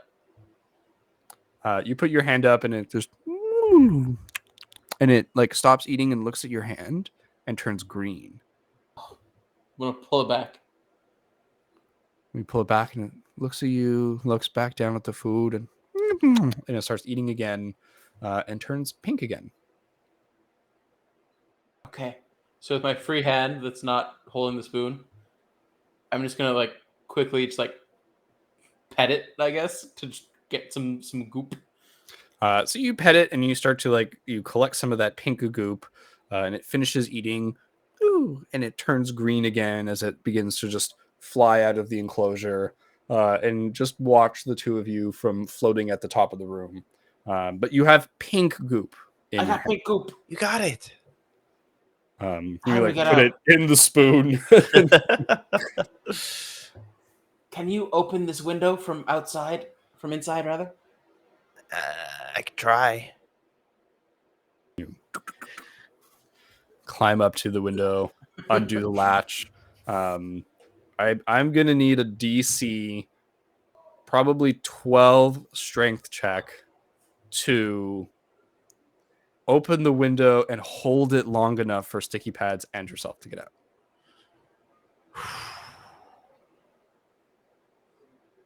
Is there only one spoon in here? Like in the room? You can find other stuff like in To the room. prop it open. Use a book to prop it open. Is there any purchase for me? I'll say DC 7 if Sticky Pads helps you and props it open. Use Can one I of, like, put light down the novels. spoon on the table, go get a book from the library, and like get ready to like shove it under the window to keep it open? Yeah, you grab like a small, like a tiny little book that like would be, big enough to keep it propped open. It's like puns for pooing wizards on it. So DC Only 7. we could read. Nope. Whatever the fuck. 4. Well, and I'll say that Sticky Pads is giving you help because he's doing this. So Come on. can he succeed on any Natural 1.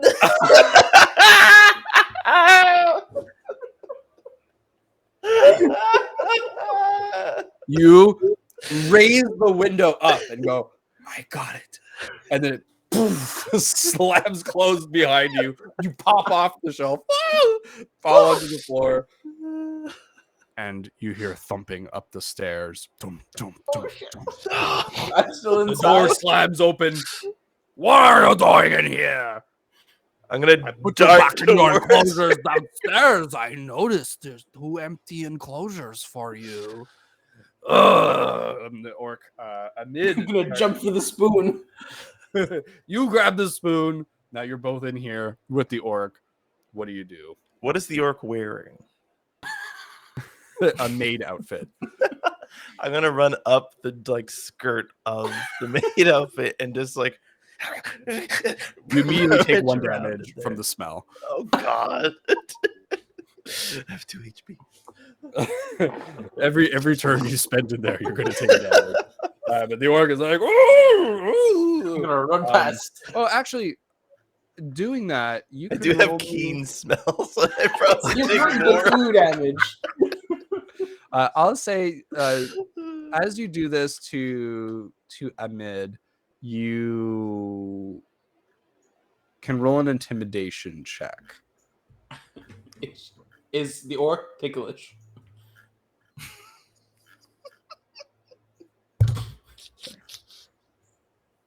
Never thought you'd be asked that question as a DM, man. Look, I mean, the orc is a little bit ticklish. can I use the distraction to run past? I'll say you can roll. You can use the distraction to run past for sure. DC 10 charisma check. 15 minus 4, so 11. Oh, On an 11, you nip Amid 11. in the nethers, somewhere down there, close enough for Amid to go, nope, and squeeze their legs shut, push you out of there, and run down the stairs, grab their bag, and leave the tower. Look, when a weasel bites your nethers, Yeah. it's time to call it a day. But you guys see as you make your way down, there's a feather duster, like mop, like everything else was left. They only grabbed their bag that they left at the front door and get the heck out of there.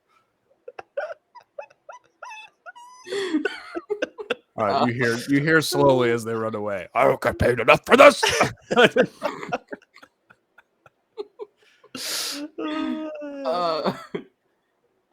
Are you okay? Oh yeah, I'm fine. Actually, I'm not. 'Cause I took like I failed. Okay, I'm fine. I'm let's, fine. let's get down quickly. I don't know how much time we have left. What's time? I have no idea. Soup. So we'll limp our way down to the first floor. I think we're both at like 1 HP right now. You take double damage from the keen spell for sure. You both limp your way down. One of you almost gassed out. One of you attacked by a plant. You get to the cauldron. I'm gonna say no hassle. You're able to get the spoon up, glop the gloop in it, start mixing the cauldron a little bit, and Everyone scream! another scent fills the room. The scent. One second. The scent of amusement. The scent of amusement What does that smell fills like? the room. What does amusement mean to a weasel and a lizard? I don't know. Oh God. Do we have a concept of amusement? I would think so. Animals play. Yeah. Okay. Probably getting chased, but like playfully by another familiar. Yeah. It's like earthy tones and maybe Yeah. some, like sweat and like, wood and whatever other smells of the tower that you would be running through potentially in Pheromones the of some place. sort. Yeah. And so there's some strange sense unique to each of you. The scent of amusement fills the room. And the bubbles now multicolored and quick are coming up. And it seems almost ready. And sticky pads as you call out, make some noise. The macaw's like, I got you. Whoa! And all of the familiars in the room start to make some noise on cue from you, the leaders of this ring of animals. Start dancing around the cauldron. You start dancing. The iridescent liquid in the cauldron turns a bright pink and cools. And now a sweet smell fills the room. Can we just like dump him in? I guess can we just push his pot under the table or like? I was just gonna like try and push him in. Like, can we just like spill him over? Is the cauldron on top of the table and he's Cauldron's like on top of the way that I had it in my head, it was on top of the table, but there's like an apparatus that goes next to the table that's like keeping it warm kind of thing. Like a side oven, and you've hidden the bucket of him between that side oven and under the desk / table. So could we potentially like push the cauldron over so it spills into the bucket? Yeah, I would say so. Okay. All right. We gotta position this here and push this there. Okay, And I you guess- guys set it up. You knock it over. The liquid falls into the bucket. Maybe we should have checked the steps first. Did we do all the steps? I didn't even think. It's too late. As the ooze that is Monsieur Tabarnak jiggles and bounces as though it is dancing in the bucket. It stretches upwards and twists and turns a fleshy color instead of the rainbow it was before. There's a pop and a puff of smoke as Monsieur Tabarnak appears before you. 1 foot still in the bucket. Like he's without a foot, or he's just standing in the bucket? He's standing in the bucket. Okay. You notice that he's slightly shorter as there was a little bit of salami missing due to both sticky pads and the Grimishka eating a little bit of the salami. Excuse me. Uh, Raw. That was But raw. only and Raw, sorry, but only Raw notices it with your passive perception of 10. Otherwise, it's not noticeable at all. It's like a couple centimeters. But nevertheless, the wizard is delighted to be back in his usual form. Incredible! Amazing! My dear friends! You've saved me from a most certain and uncomfortable fate. Monsieur Tabarnak exclaims. He pets each of you in kind. I do believe celebrations are in order. Let's all grab ourselves a little treat in the kitchen. Say, don't you think this place could use a proper scrubbing? I thought I ordered a cleaning lady. Is pretty good on this first floor, but the kitchen is a mess. As he walks up the stairs and starts to prepare food for all of you. And so I'd like to know how the two of you are celebrating as Mr. Tabernac goes to prepare some delicious food for you upstairs in the kitchen. Sacre bleu! What happened to my plant? Come upstairs. All right. Let's not tell him what happened. Wait, you think you can understand us, maybe? Like that part of this spell work? I don't know. I guess when he comes back, we'll ask. I kind of like him not understanding us a little bit.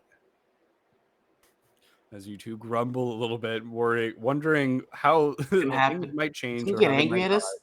die. We destroyed his plant. There's another knock at the door, and it's the orc housekeeper with what appears to be a town guard in tow. Come to complain about the wizard's tower, about Tabernac Tower. Not these again, you hear as he comes down and gives you your delicious treats. That's all for the adventure. You guys win. You got Mr. Tabernac back. There was pretty much no complications stemming from the bad stuff that could have happened. He could have been a lot shorter if the salami got eaten. He could have been in the drain. There's a few other things. The housekeeper could have gotten rid of you guys, or you could have died a couple times. But we came close. Oh yeah, we did. We came very close, uncomfortably close. I will say, without Mr. Tabernac to help to operate the oven, if you had gone back to the oven, you would have come back as a random other familiar. Oh, Okay. Fair enough. That would have been cool. Inside our enclosures. Well, from out of the oven, so Yeah. he's gonna have to prepare you a new enclosure because you're not the same. No, it makes sense. Yeah, that was fun. We didn't die. I'm shocked. I hope you guys had fun. I thought it was a cute little adventure that when I first read it, and I was like, oh, I'd love to run this sometime as just an extra session, between other sessions, and yeah, That was fun. What do you guys think of running through a module? I never Honestly, liked it before. It didn't really feel like a module though. It sure the story was planned per se, but there wasn't too much that seemed weird. Mm-hmm. Sure, everything was kind of there was certain outcomes that could be potentially happen, but we were still given our freedom more or less. And it's nice that everything's geared around the level that you are. Yeah. Already predisposed so that we don't get completely destroyed. I had to make that clear. I've and it's not just me. No, I think no, that in not this at all. group we just put stuff in our world sometimes that it's oh, this is really dangerous and you should just kind of know. But then we always go into each other's campaigns going ooh, what's gonna be dangerous? I'm not quite sure. This thing's glowing? That might kill me. So I thought the Grimishka was gonna come back at the end. We thought we were done. We're both at 1 HP. It's just standing in front of the stair. There. You guys did actually. So there's a bunch of little clauses of stuff that could happen, Mhm. and if the Grimishka was still around, the housekeeper would shoo off the Grimishka if you brought them together. If you brought the Grimishka to the plant, they would fight, which is what you ended up doing. So they fought. And then essentially, so the plant got killed, so you got the flower. Then the Grimishka was like hurt. I think that ideally I could have run it so that the Grimishka stays in the room, or tries to go like back up to like the pantry kind of deal. So it would be like dangerous to go in and out of the third floor after. But Oh, that would have screwed us up so bad. yeah, I was looking at the time and I was like, how much time do we have? And I was like, you know what? Let's let the Grimishka go so that we can do some of the other stuff that's planned for the adventure. And I was hoping also just like sit and chat about the adventure too a little bit, since it's a one and done. And I think one thing was the toenail and the ceiling at the beginning was very optional. It was like only if one of you had a passive perception, which you did. And if you failed the strength check by 5 or more, It broke. the ceiling would cave in, and it would have caused like a little bit of like a collapse in the tower, and the house, the maid would have been stuck on the first floor cleaning up that mess. Whoa, interesting. Yeah, so there's like some cool little like ways everything interacted with each other. The flump could also, like, if you hit it, it would get angry. It could be, it was a few. It was like, it could be curious, it could be amused, it could be angry, or it could be sad. So it was amused when we fed it?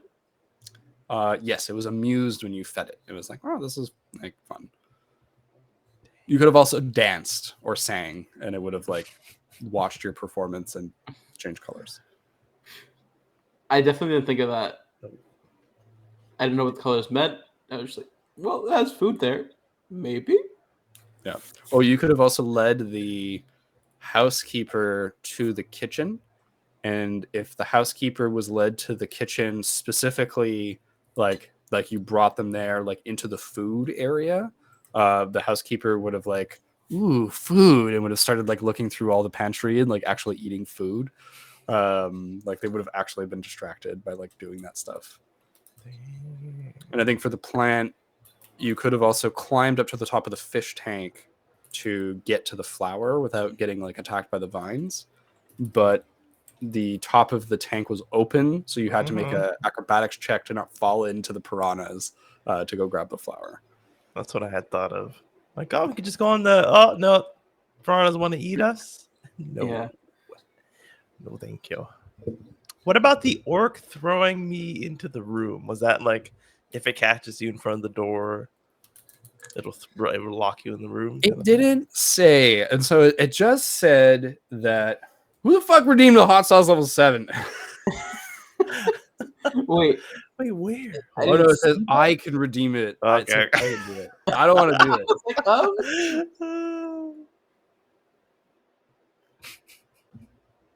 God, don't show me. Nobody redeemed that. I don't want to eat that. Yeah, so it didn't say. All it said for the housekeeper was that she could not discern between familiars and pests. Okay, that makes sense.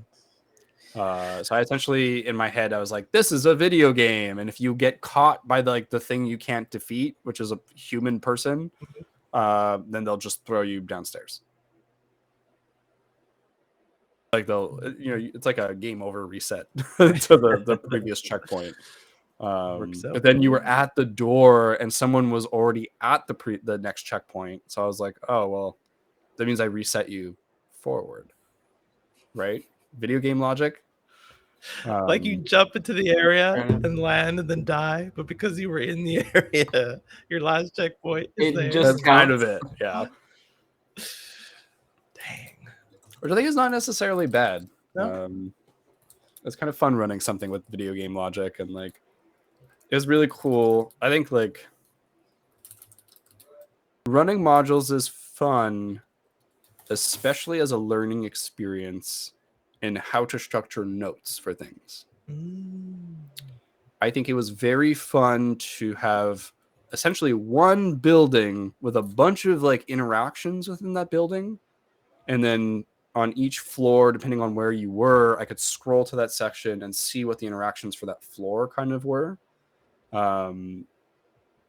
With like the main thing for that floor. And then if I want to refer back to the main thing from another floor, I just went to that floor. Fair enough. Yeah.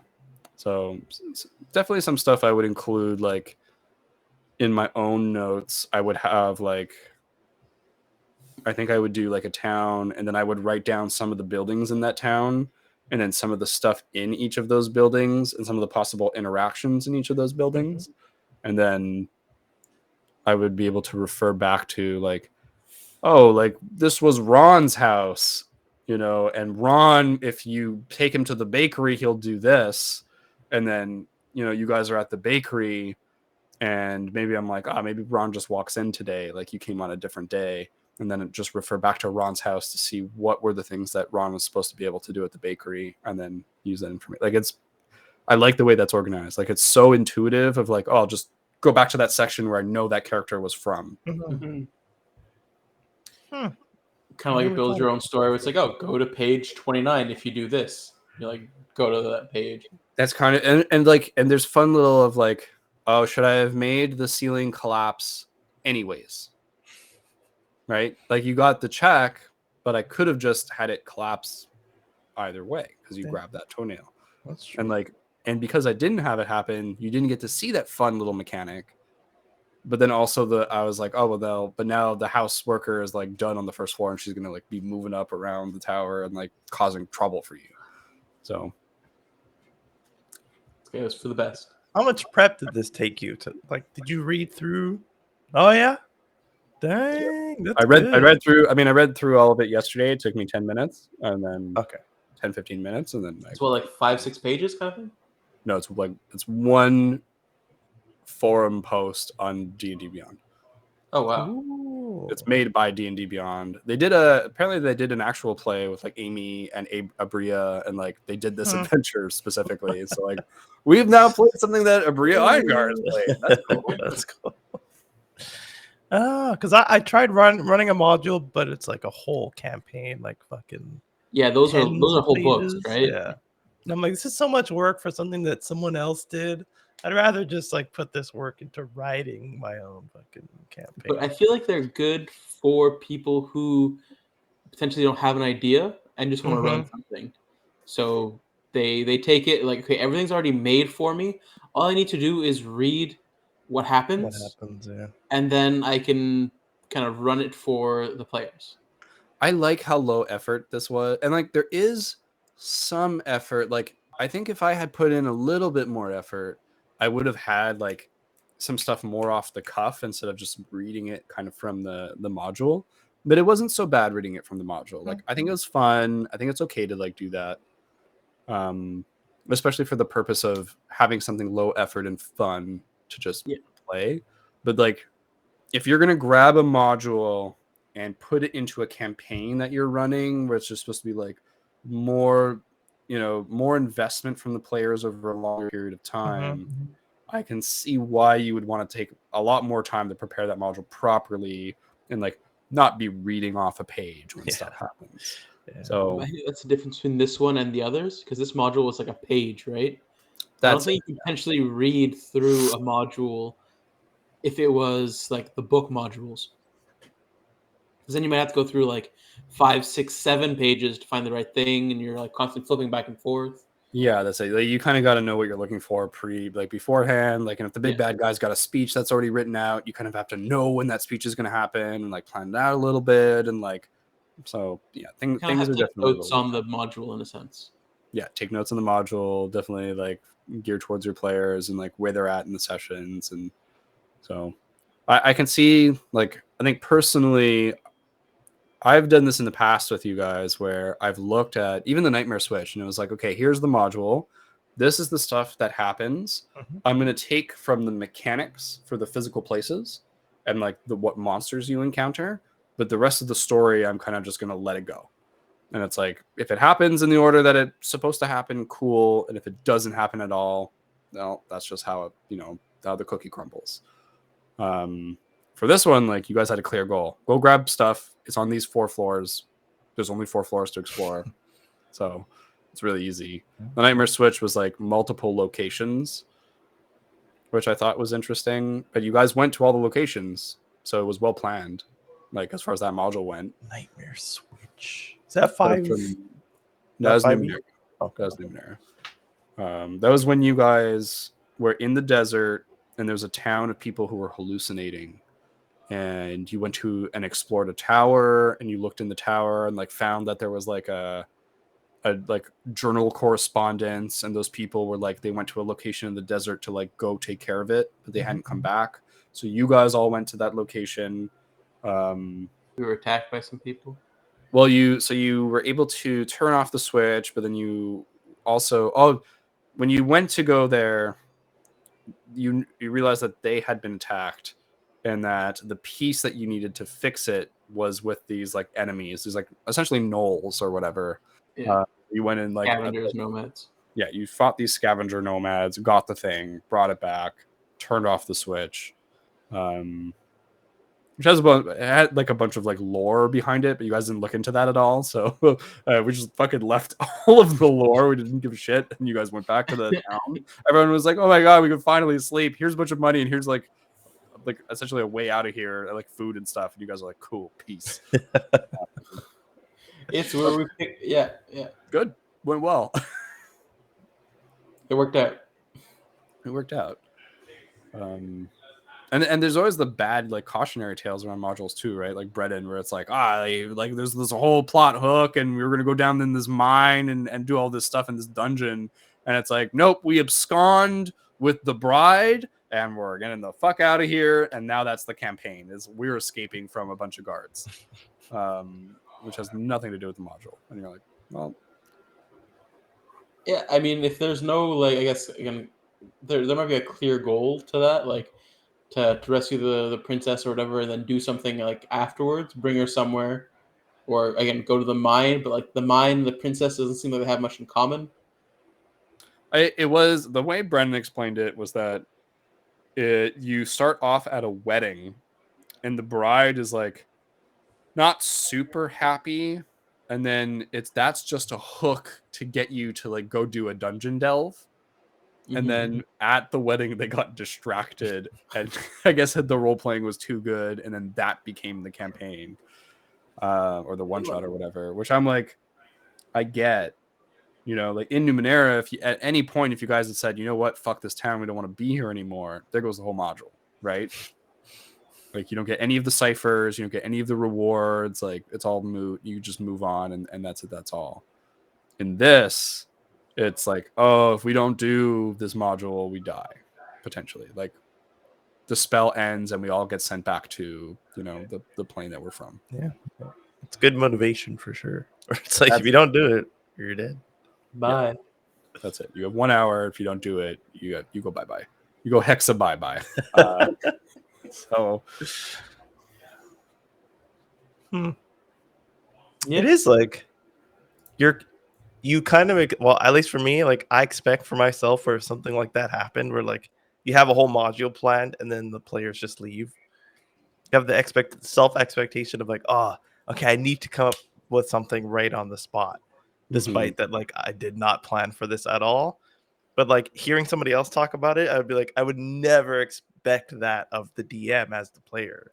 If I like realized like, oh, we just like threw away everything that you were gonna do. Like take some time maybe and like think of something, or like I don't know, I wouldn't expect it. So just hearing you say that, I'm like, okay, I don't expect it of Brent. Shouldn't expect it of myself. I don't know if like anybody else, like any other DMs, if their shit gets rocked, they feel like they have to like come up with something right away. But it's like, you're telling a story. You did work. You did prep. Like if we fuck up your shit, you're allowed to take a quick 5 at least.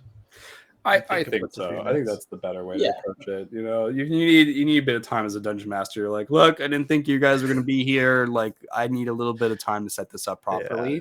Like, role play amongst yourselves.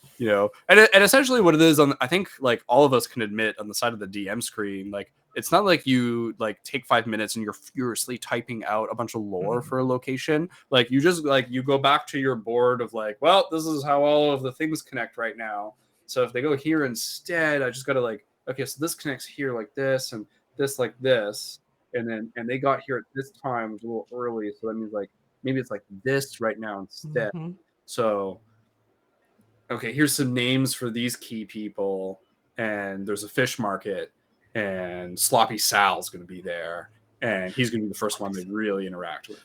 Your notes are just sloppy. Yeah, your notes are like essentially like you change a few things and then you write Sloppy Sal and then you write like a list of like what he sells in his restaurant, and then everybody comes to the town and you like role play with Sloppy Sal fucking giving everybody like delicious fish barbecue. And everyone's like, well, how are you selling seafood in the middle of a desert? And he goes, that's my secret. And all of a sudden the whole that first session is like getting into the city and getting a place to stay at Sloppy Sal's restaurant in the back room for really cheap, before getting on to the main quest. And it's like, boom, there's your session. But it does take that 5 minutes. Oh yeah. Yeah, But just it to kind happened of once to reorganize me. yourself. I want to play that you- campaign now. I'm like, This yeah, write it down. It was at the end of the session where you guys like I clearly like almost railroaded you like, okay, this is the next location you're Oh, the going on. town. Yeah. You guys are just like, no, we're going the opposite way. I looked at the time, like, oh, okay. I'll do a little like intro into the town, and that's where we leave off. And then furiously, like, fuck, I didn't plan for this next week. which campaign was that? It was Potter? Hunters. Hunters. Yeah. Oh my God. Yeah. They're supposed to go to like a vampire town. So I had like a basic. No, you're not there yet. I won't say anything else. But like the town is like overrun by vampires, but they're not vampires. But they had a woman who was turning into a vampire with them, so she could potentially like be the liaison between them and vampires, like pretend that she's bringing them in and they're her captives or something. Yeah, but like but then the boss Peter of that- killed her before she turned, and then they went to the other town Yeah. that they didn't plan. Well, because like for. the boss of that city was like like an enemy of one of our players of our party, Mhm. right? So like Anastasia. So we were like, okay, well, let's try and prepare for this like enemy and go to this other city first. And then went to the other city and it was on flames. Like it was it was on fire. Yeah, because I had planned like when you got there by the other time, that would have been done. It would have been destroyed. Da, da, da, da, da. But since you went there early, I'm like, okay, that stuff is probably happening now. I didn't plan for the specifics, but I know shit's going down. You were just supposed to be too late by the time you got there. So it actually kind of worked out in the end for your party. Yeah. That's the crazy stuff as a DM, I think, is like you think about a choice that people have made and you're like, whoa, okay, that changes what I was thinking was going to happen. Yeah. And You then just Like the force a new idea. big bad of the campaign showed up because they're like, no, they fucked with your plan really hard. Like he has like spies everywhere.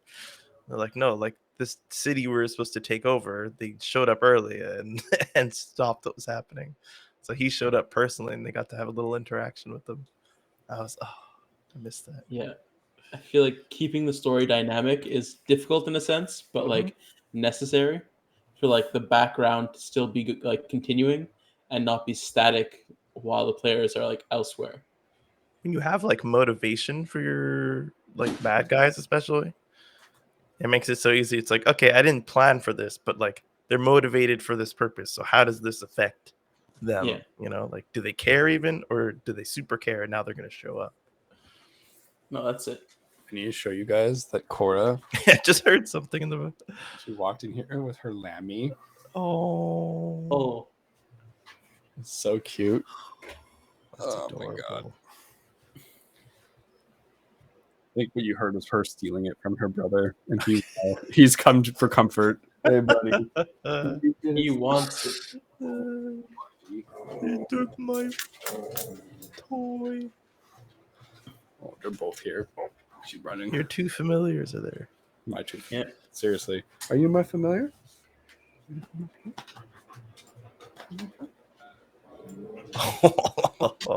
Yeah, much bigger than our lizard. Yeah.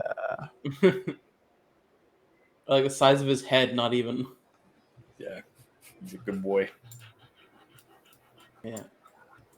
Yeah, no, but honestly, like that kind of module, I feel like it's fun to run Mhm. and a lot less prep than the book modules. So did they Yeah. have more?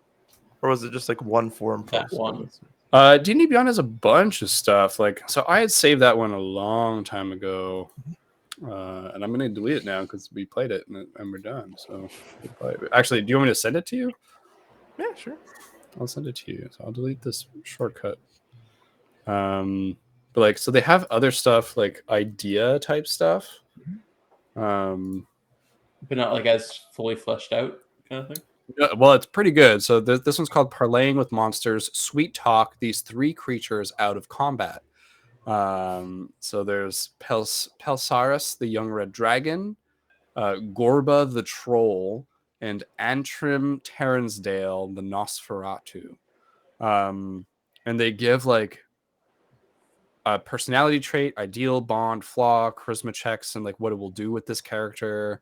And like his starting attitude, what the conversation can kind of go like so it's really fun. Like there's a bunch of like this kind of stuff I find is plug and play with the campaign, and like you can base a full encounter on these kinds of things where it's like you're going down the road and all of a sudden this is gonna like swoop in and like now what's gonna happen and what does that affect whatever you have going on as a DM. You can just like grab one of these pretty much fully fleshed out characters that feel super good and just stick them into your thing.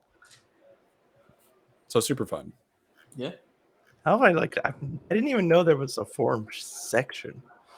There's like a lot of questions and things can be posted onto the forum and people answer them and everything. Yeah, I don't think they have stuff like this so much anymore. Yeah, some of them, spell components, how they work and how to make them fun looks interesting. Yeah, I just saw that today. I actually wanted to read it because ice complications, challenge your player's crew with unexpected obstacles. I feel like I'm sharing all my secrets right now, but like there's a bunch of good stuff in here that like definitely go look at and take. Like the horticulture. There are tools there, the resources there for people to use. So you're more than welcome to go for it and use them, or make your own, or completely ignore them. It's basically just about running the game the way that you want to run it, making it fun for everyone involved. Yeah, but a lot of this stuff is like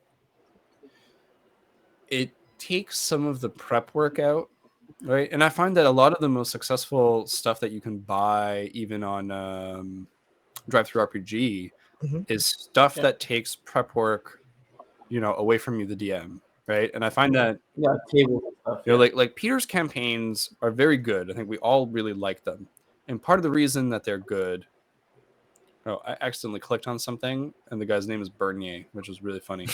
That aside, part of the reason that they're so good is all the prep work that he puts into it, right? And it's really noticeable because, like, kind of like those characters, pre-made characters, like I was saying, like Peter sets ideals for all of the NPCs, important NPCs in ways, and locations and what's in them and what's supposed to be happening. Where I feel like sometimes I don't put as much prep work in, and so a location feels flimsier. And in the moment, it's not necessarily bad, but overall, it's the feeling that changes. That's very interesting. And it's hard to pinpoint like what those things are. And man, I always point back to Brennan because he's fucking the GOAT. But like some of the interesting stuff that Brennan does, like having fully fleshed out towns and things, is like describing like directions and like the way that the environment acts with the town and the way people act with like the geography and like the physical buildings and things. And like I think when you have it more set and you have something to go off of, all of that improv happens so much more naturally and it feels so good. Everything feels like it's always in the same place. Whereas I find if you just improv off the cuff all the time, it may not fit together. Yeah, it's kind of like relying on a dream, right, to know where something is, and you're like, oh yeah, it's in this place, and someone's like, it's like, okay, so that place is here, and it's like, no, it's actually like, and you're like, okay, so you're like reformulating, and then you're like, okay, and it's like this, and you're like, oh no, actually, and so it's like things are like so amorphous in your brain as that's happening. It's hard to get that crystalline picture that is sussed out by the words the DM is using.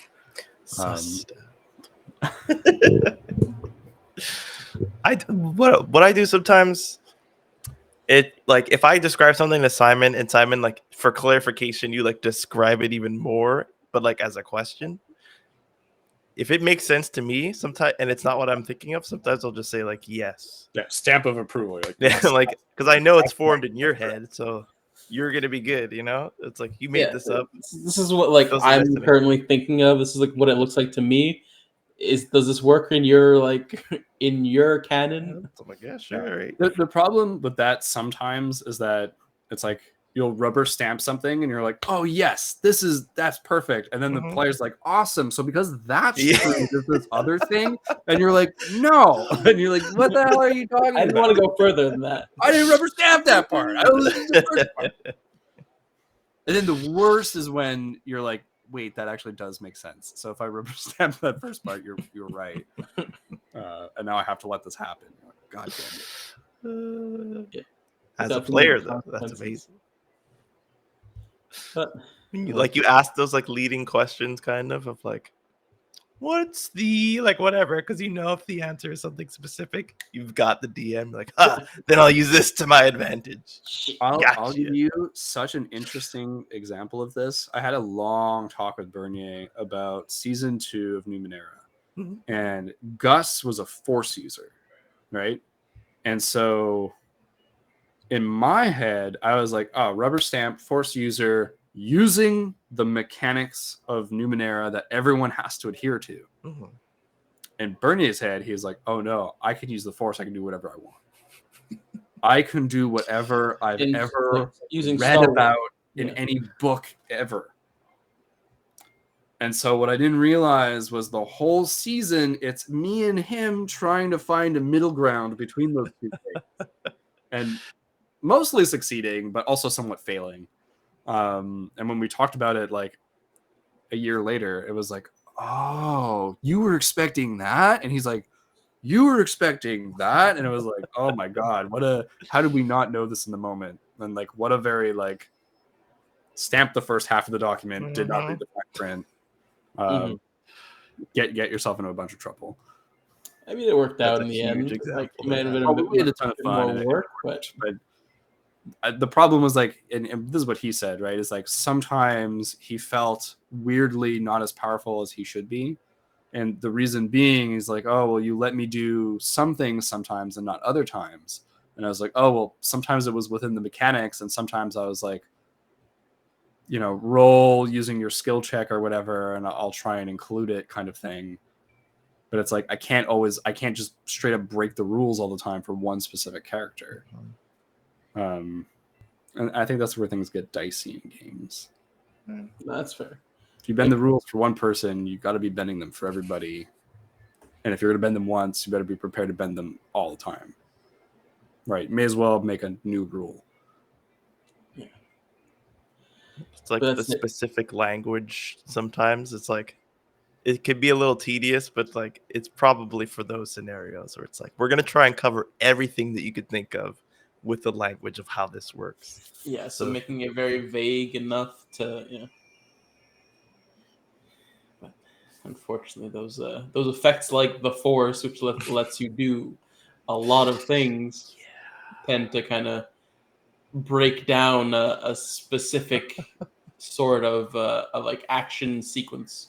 Like, there are certain actions you can take, but with an ability that lets you do everything, there's a clash. What I should have done is the first time he said, can I use the Force to trick somebody by making an illusion in their mind, I should have said no.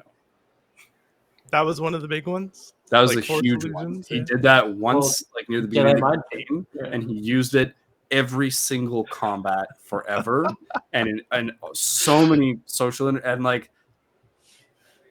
What do you like as a DM? And I'm opening the floor to you guys. Like, what would you respond to a request like that? Like, if someone can use the Force, would you let them like try and trick people by like maybe not creating an illusion in their mind, but like can they create a sound behind somebody and like distract them, or like can they make it so that they are like they look invisible? Like, where does it end? And I'm like, I would very much fall into the illusion type idea of they have to be this NPC needs to be convinced that it's actually real. Mhm. That they need to actually focus on the thing, because like even in Star Wars, for example, like there are certain creatures like the Toydarians that are just a lot more resistant to mind effects and things like that, and some that aren't even affected at all. So like there's a certain level of resistance that can be found everywhere. So that means that there is difficulty levels to it. Yeah, which I implemented, but he's still technically using techniques for free that are not part of the rules.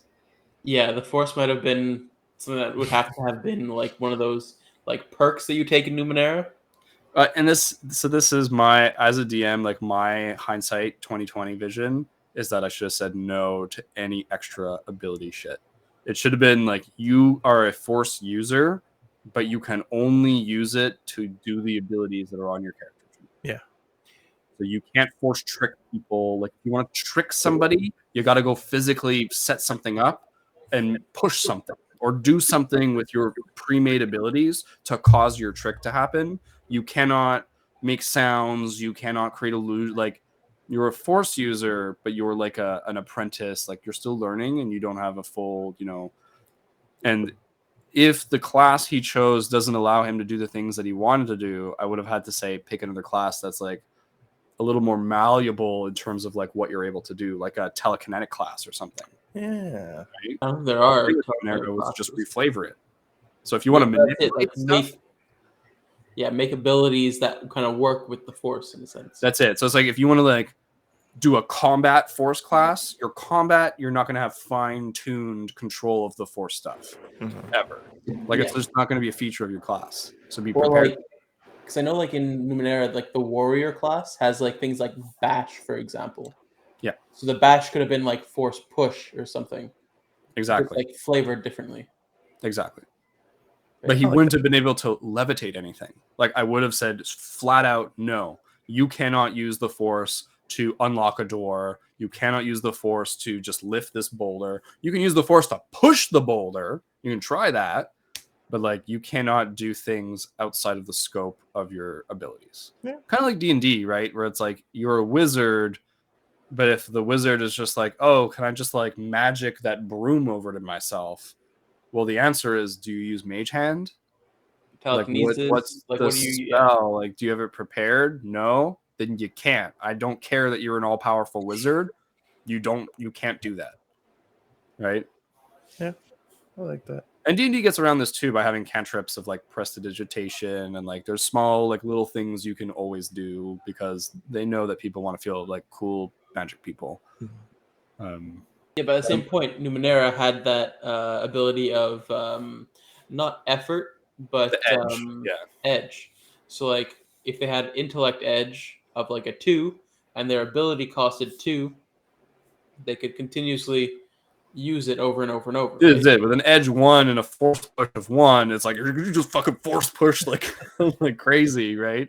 So yeah, those are the ways around it. But it's always an interesting like I loved that idea that you put out, CJ, of like, oh yeah, accept what the player says and like and incorporate it. But I do find that you have to be careful.